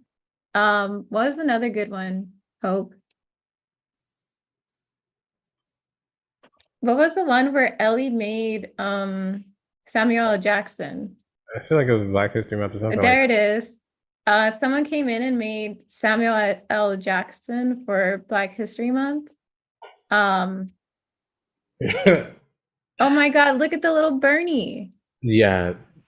Oh my God. The quality of work done there was ridiculous.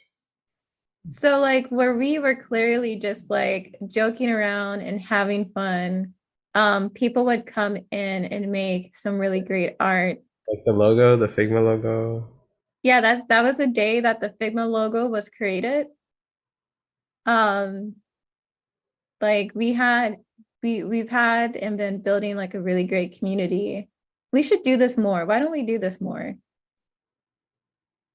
Oh, the Michael B. Plant Bay, top notch. I won't go into the conversation because we are live streaming here, but are the notes there? I still think mine was really good. Disturbing, but good. Get out, dog. But yeah, big tech checks. That was really cool. Camel toe. Gorilla glue. As you can see, like we just had fun. Oh my goodness. Lots of just like laughs and hanging out. But yeah, that's us. How are you doing with the look at this, the co-pup. This is really good, Hope. You did a great job. Thank you. Go away, dog. Go away. But how are you doing with the screens? I focused on what didn't matter. The logo. It's okay, Hope. This is pretty normal. Yeah. I think we have a good idea. I think this is the most complete like app we built in a long time. Right? As far as like the amount of screens and like what we have here. We're doing great. We're doing great.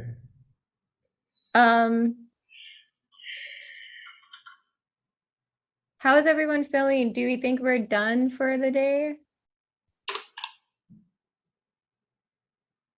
Right? The logo looks super good. Good job, Hope. You are an artist. You should make this a NFT. I really love how the logo turned out. It looks really, really cool. Thank you.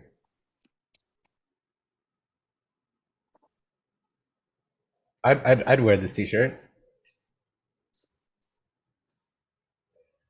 Rappers updates. There's one thing I'm missing on this, which is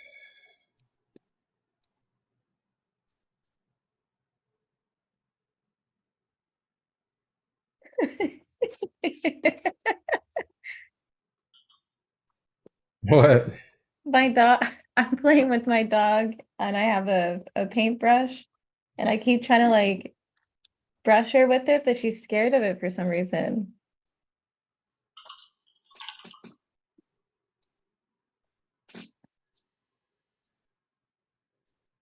Search.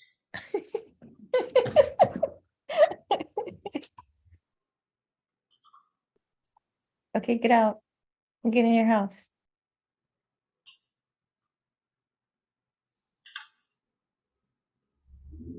All right. How are we doing? We're doing good. Explore. Things are moving and shaking.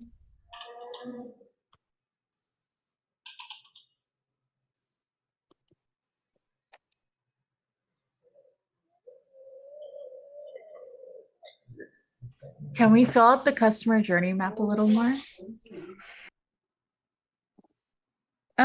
Yeah.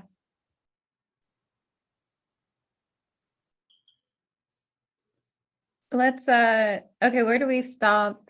We stopped at where we started. Um, how would you like to like work together to fill it out? Or do you want to talk through it or what would you how would you like to go about this? Either way is fine. I haven't done a customer journey map, so I just want to go through the steps. Okay, so what I'll do is I'll talk through it because I think that would be the easiest way because customer journeys get kind of confusing without having like an example. So I'm going to take one user and walk through the rest of the steps. So I'm going to go ahead and say that I am a dog owner, right? So I'm the dog owner that I go through and I'm working from home. So this is my mindset. I'm working from home. I don't have a lot of time in between meetings to take care of my dog. And I'm looking for a co-parent, a co-pup parent. And so like I'm Googling, I'm trying to figure out what to do. I'm asking people and I'm starting to feel frustrated because I can't properly take care of my dog. And so I through a Google search, that's how I discover it. I find a link to a website that is CoPup. I read about it, I see the reviews, and I see testimonies. And so to get involved, what I do is I click the link to download the app to my phone. And in that moment, I'm starting to be curious. I'm starting to feel some sense of relief. And I am able to then like start to feel like I can solve my problem. Now, the opportunities here as someone who's building out this experience is there could be some friction between doing a Google search to actually having that first experience on the app. So what I would say here for opportunities is, hey, is there anything I can do to help them quickly get to their first experience without having to download the app, because that could increase drop-off rates for the people who would actually use the app and complete an experience. So those would be the opportunities I would explore. And through those opportunities I list out, I may change workflows, right? Okay. As I'm going through and I'm using the app, I'm now in the consideration phase of the customer journey. And in this phase, if I'm thinking about this from a mindset, the customer mindset, I am getting excited. I'm able to find a co-pup parent, and I'm able to filter the way that I'm looking for it through my search, and I find the perfect person. From an emotional standpoint, I'm starting to feel relief. I'm starting to get excited, and I have set my like pup profile up, and things are going great. The opportunities here is, I would say, like, how can we continue to build trust? Because as a user, I can say that my dog is a difficult dog, right? So there may be some hesitancy that I have when I'm searching, and I can search for people who are specialized in certain things, but how do I make sure that they would take my dog? There might be some opportunities for a pre-chat or phone call or like Zoom call or something like that that people can have before a stranger comes and be a co-pup parent. So those are some opportunities that I can build into the workflow. So now it's time for me to make a decision. So my mindset is, I've gone through all the steps that make me feel confident. I feel like I can trust this new co-pup parent. And so I made the decision, got ready to set up the service in this moment, feeling confident, feeling excited, and I'm ready to experience this co-pup application. At this stage for opportunities, I would have to say there are some opportunities that you can look into for before the actual service happens and after they book the service, to make sure that those touch points happen. Because what happens if the day of the service, my co-pup parent never got a notification, doesn't know that this is supposed to happen? Like, there's a lot of ways for the communication that can fall off. So opportunity here is to make sure our workflow supports that match. The last step here is second to last step is service. So this is the actual experience. So the first time I meet the co-pup parent, we have that exchange, whatever the transition or how we deliver dogs between both parties, like that would be the service part of the service. And so my mindset, I'm starting to feel confident. I have my problem solved of how can I take care of my pet the best way possible. And the emotions I'm feeling might be slightly nervous for the first time, don't have the full confidence, but still excited because I'm able to have a full work from home day without the stressors of having a dog there that needs some extra attention. Opportunities here is status updates so that a worried dog owner can know what's going on with their dog, have some form of in-app communication, maybe even some like tracking so you know where your dog is and the co-pup parent. And then once we get into the after, okay, your dog comes back to you, everything's good to go. How do you make sure that the person has a positive experience? How are they feeling? What are their mindsets? For this use case, I would definitely say that this person is excited, happy. They want to tell more people about the app because they had a good experience and now they're referring their friends, their family, and their neighbors. And so this is also an opportunity for us to make it easy for them to share their experience, maybe add some referral codes for some discounts, so people are more willing to share the app for us and reduce how much we have to spend for marketing. So again, that is just like a quick overview. When you do these, you take your time to maybe do some research. You would do some user testing to help you fill out these answers to understand like what is a customer's mindset.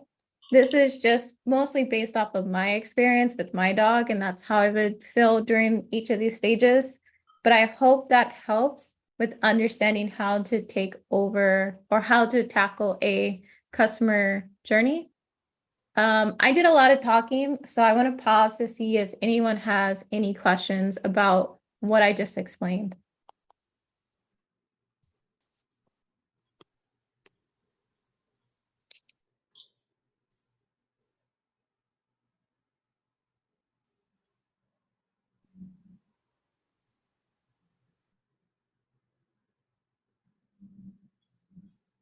No? Feeling good? Feeling great? Okay, let's go ahead and take a last look at the screens. Oh, this is looking amazing. I'm a big fan of whenever we do wireframes because we don't have to do the most, which Hope is currently doing.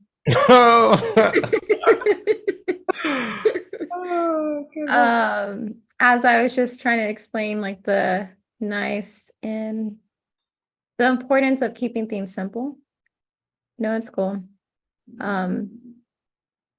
Anyone have any questions about the design session? Do I have this set up so I can do the poll? I hope I do.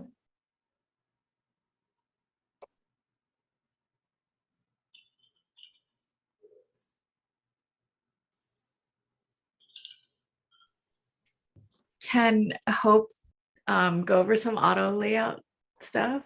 Oh, that's a good idea. See, thankfully, I decided to go above and beyond wireframes because we have a great example for auto layout already created. All right, so if we mosey over onto the home page, you'll see that. Wait. Hope, can you share your screen because then I can see what buttons you're clicking?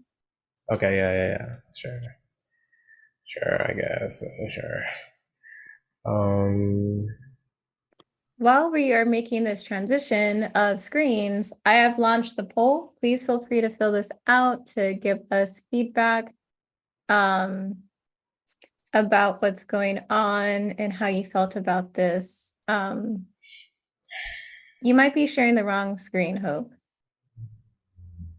Am I sharing which screen? Do you see this screen or this screen? I see Discord. Interesting. Let me undo that. All right. Share screen. Desktop 2. That could have been a bad one. All right, so the so we're on the home screen, and so we managed to check out Ruffer. Ruffer's look, he's so happy. He's so happy. And so what we want to do is we want to provide updates on Ruffer. And so I did this creating auto layout. So what is auto layout? Auto layout just is basically a way to organize your objects in like a predictable manner. So for example, so this right here is our frame, our update frame. I think what I wanted to do is actually, what's this? Lunch frame, lunch. It's not gonna happen, but we have different objects within this frame. This is status update. And so we have a text box, we have another frame, and we have a text box within that frame. So the key thing for auto layouts is the usage of frames. So how it works essentially, let me try and recreate what I did to create it. Is you start off with a frame. Right, this is our nice frame, and we're going to color it red. All right. And so what you can do normally is like, so say you want to put the lunch within this other frame. Let's build this, right? You can do this, and then you can fit it perfectly, right? And that could work. And if you wanted to add more things, you could do that. And that's cool. But say you wanted to switch the position between this one and this one. It didn't change colors. This one. Okay. And let's make this one gray. Say you wanted to change positions, you'd have to like do this, drag and drop, and no fun. No fun. So what auto layout does basically is, let's remove these from within the frame. So these are outside of the initial frame. It basically, whenever you denote a frame as auto layout, it allows you to easily drop objects into it. And they will be organized in either horizontal or vertical. So right now, I think it's on horizontal. So weird things are going to happen.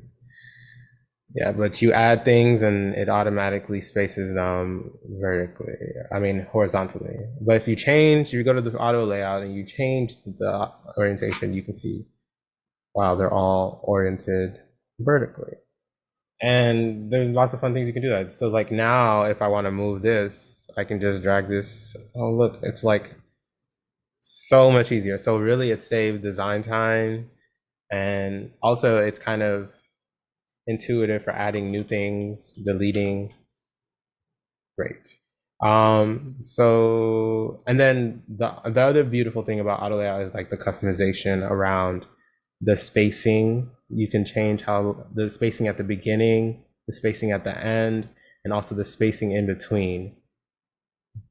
So you can do that via here, or you can do that in here where you can finally control the distance between the objects.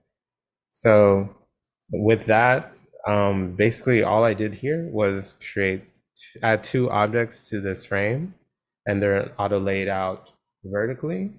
And I added a text box within this frame and then mess with the padding. So in this frame, we have a nice little padding around it so that it looks pretty.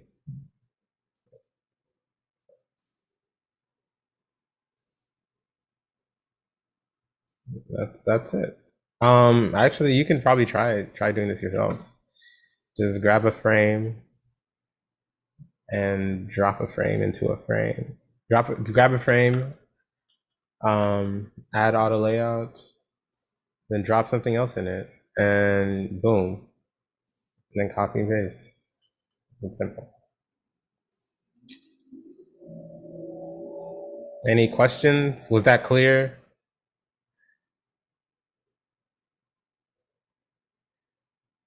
Yes, maybe. Yeah, I think I would just have to do it to know if I know how to do it. Okay, I mean, let's do it. Where is she? Okay, so let's go to a frame, create a frame. Wow. Where are you?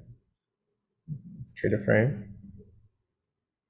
Oh, that's a huge frame. Nice. Okay, big frames. All right, we have our frame. Right, and so then you go, once you have your frame selected, then you go to the right and add auto layout. Cool.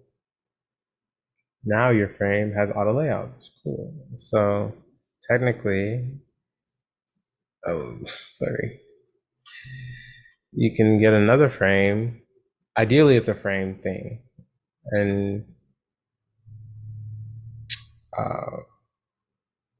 And also ideally they're the same length if you don't want the properties to change. Because if I drop this, so right now your auto layout is oriented vertically. So if you copy this and paste this in here, like Command C, or drag it into there. Then, sorry, then you can see what happens. Do one frame or multiple frames in the frame? Oh, So if you copy and paste that one, then you can add more and they will automatically get added. wait, why did the frame size change? So it changed because so if you look at my frame right now, or I don't know if you can see my screen, but the properties of the initial frame had hug, and it had a padding already. So Mine says hug times hug. hug, excuse me? Yeah, it says hug times hug. Yes, so that means that it would hug the width, whatever you put in there, it would expand or decrease to hug the object. But actually what matters more is that in the auto layout properties, it defaults it to the original like padding property. So this one is horizontal padding and vertical padding. And so before you did this, it was 10. But you can remove them by just clicking and dragging. 0, 0, 0. There. Or you can set the padding to 0 here. Does that make sense?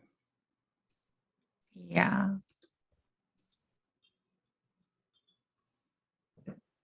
So do I just copy and paste? Yeah. So what you're doing right now is you're clicking it and you're pulling it out. Actually, when I have it selected, what I do is Command C, then Command V, and it will copy and paste it within the frame. So yes, look at you. I see. Look at you go. Go little rock star.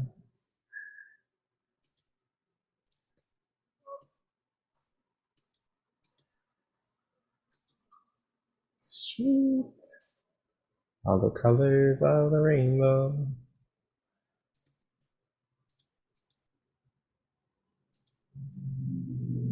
Now we're auto layout geniuses. So then if I want to switch this, I just drag it. I see. Yes. So with this, you can do like lots of complex stuff because you can put frames within frames.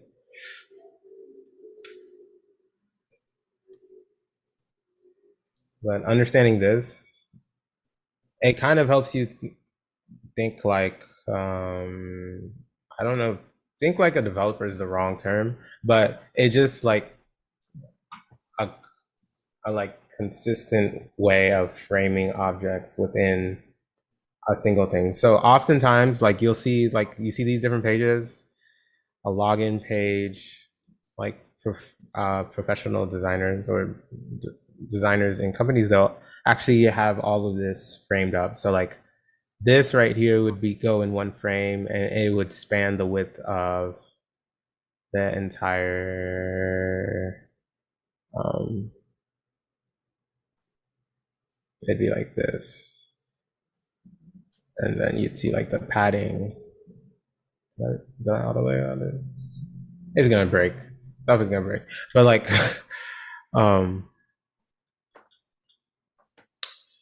I can do this.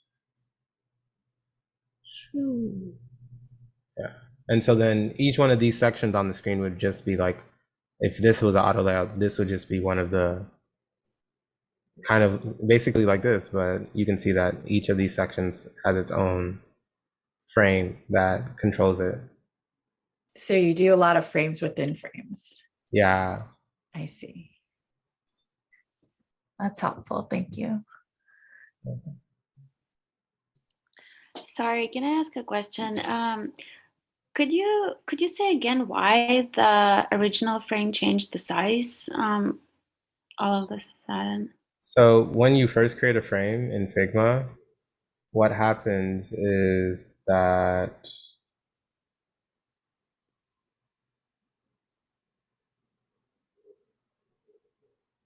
I think I'm wrong. I'm wrong. So it's actually the default properties.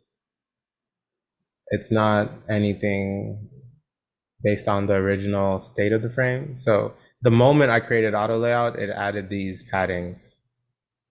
So like you can't, there's nothing in here, but there's already padding. And so when you dragged the object into the object, it kept the padding, but expanded this. So the reason it actually expands is because of these two properties. So this determines the horizontal, how it responds horizontally and how it responds vertically. So the hug means that what you put in it will expand or collapse according to what you have in there. So if I made this skinnier, this would actually become a skinnier box. If I made this bigger, then it becomes this a bigger box. Can I grow? See? And that's what hug does. Hug. Yeah. I think after you change it, it changes to fixed. But if it was originally fixed width and fixed height, then you'd see that yeah, your frame would remain. Yeah.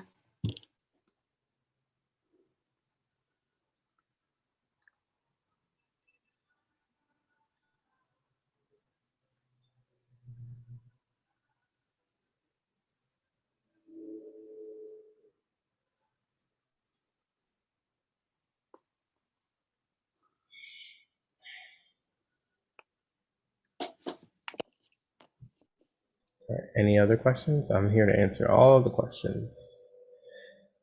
As many as I can.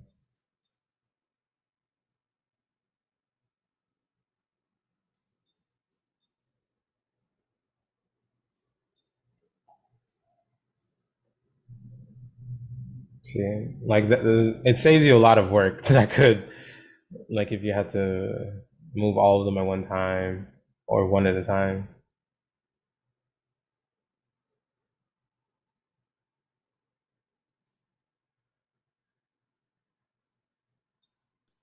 Are there any other tips? Any other tips? What else do I like? I mean, creating components. I think components are very powerful. The best example is like right here. This is a component. Do you guys know what components are? No. Okay. Earlier we were talking about if we could clone ourselves. Components just, so when I was talking over here about component library, what that really means is like when you're building an interface, there are lots of things that repeat. Like this would probably end up on this page, right? Let's see. Like this whole navigation bar is a thing. And so if you wanted to use it on multiple pages, you could do that, and then you could do this, right? And so in order to make it simple, in terms, or lessen the amount of work that you do, if you create this as a component and copy and paste it as I've done, you can edit this one and the other ones will edit, as you can see, right? So just using components allows you to create maybe one version of something and use it in many places, or create one version of something, like one base like template like this is, and then when I copied and pasted it, I was able to change the text to match what I want.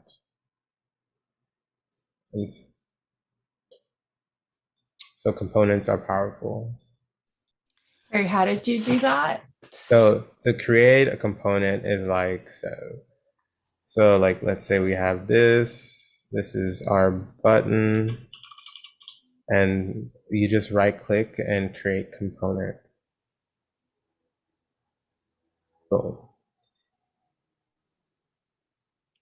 And so, go ahead.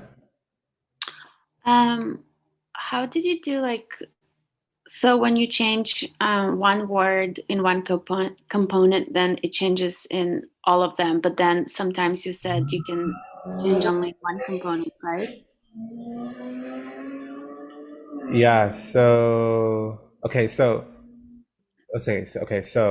I guess how components work is like when I created this component, this is the parent component.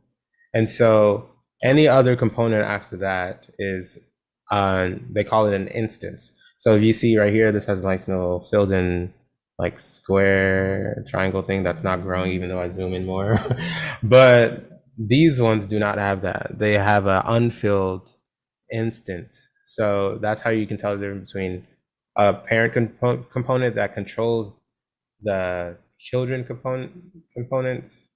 And so if I edit this one, stay, the parent doesn't change, right? Okay. Let's see. But if I edit this one, this child will change. And I guess once you've edited a component, or a child, let's call this one child.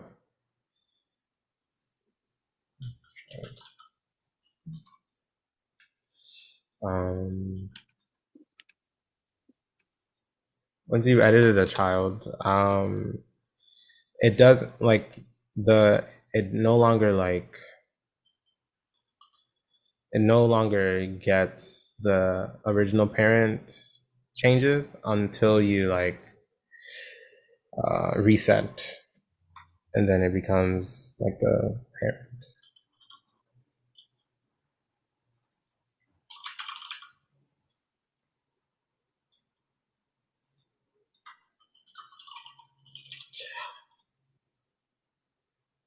So you can do run, or you can change the color with this.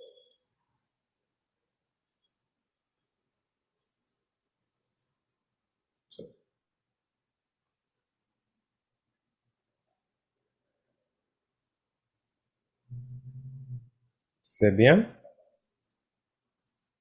So If you change fly in the parent. Oh, okay, I see. Got it.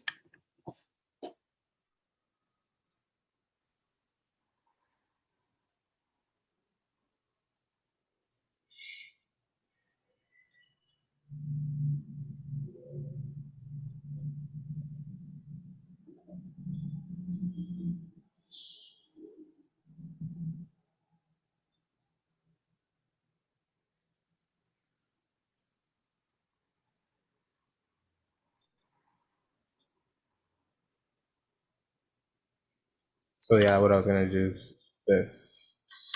Just boom, boom, and then boom. Then you can log in. And you can see it's kind of weirdly spaced. Or not weirdly, but it's not centered because this one's not centered. So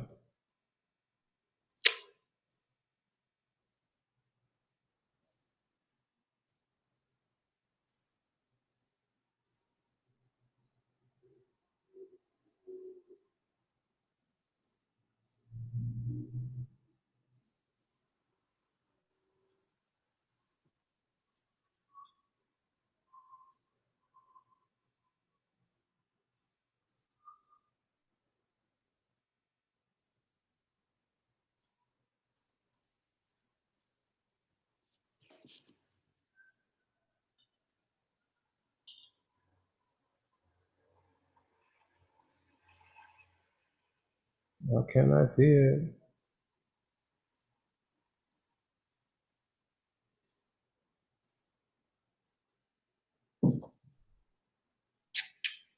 Cool. Any other questions? I see y'all are still here. That's amazing.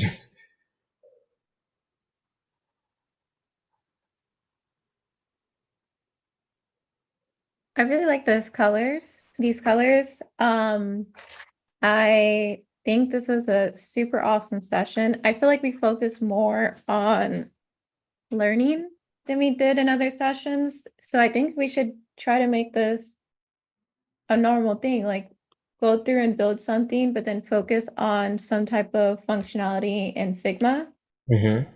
We used to do that with Figma and Chill when we first started, but we started to emphasize the chill a little bit more than normal.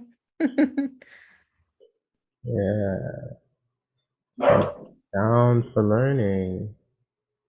Always. I'm just going to go ahead and launch the results so people can see what happened with the poll that they submitted. And again, thank you all for submitting that poll. We are trying to grow and be a better community to everyone. So your feedback is extremely helpful. Thanks so much for the workshop. That was great. You're welcome. Yeah, thank you so much. No worries. Reminder, we do resume and portfolio reviews at the first Saturday of every month. We do our product and chill the third Saturday of every month. But our Slack channel is open 24/7. So if you would like to join that, again, check out the Tech by Choice website. It is, you'll be able to join our community and be in touch with all of us 24/7. All right. So is this it? Did we do it? Did we do the thing? Gucci. Thank you, All right. everyone. Yes, thank you. Thank you. I'm going to stop the recording. Everyone who is watching after the fact, thank you so much for hanging out with us. This has been a great session. We have made the CoPup app something that we didn't think we would be making to get started, but it's something we now can't live without. So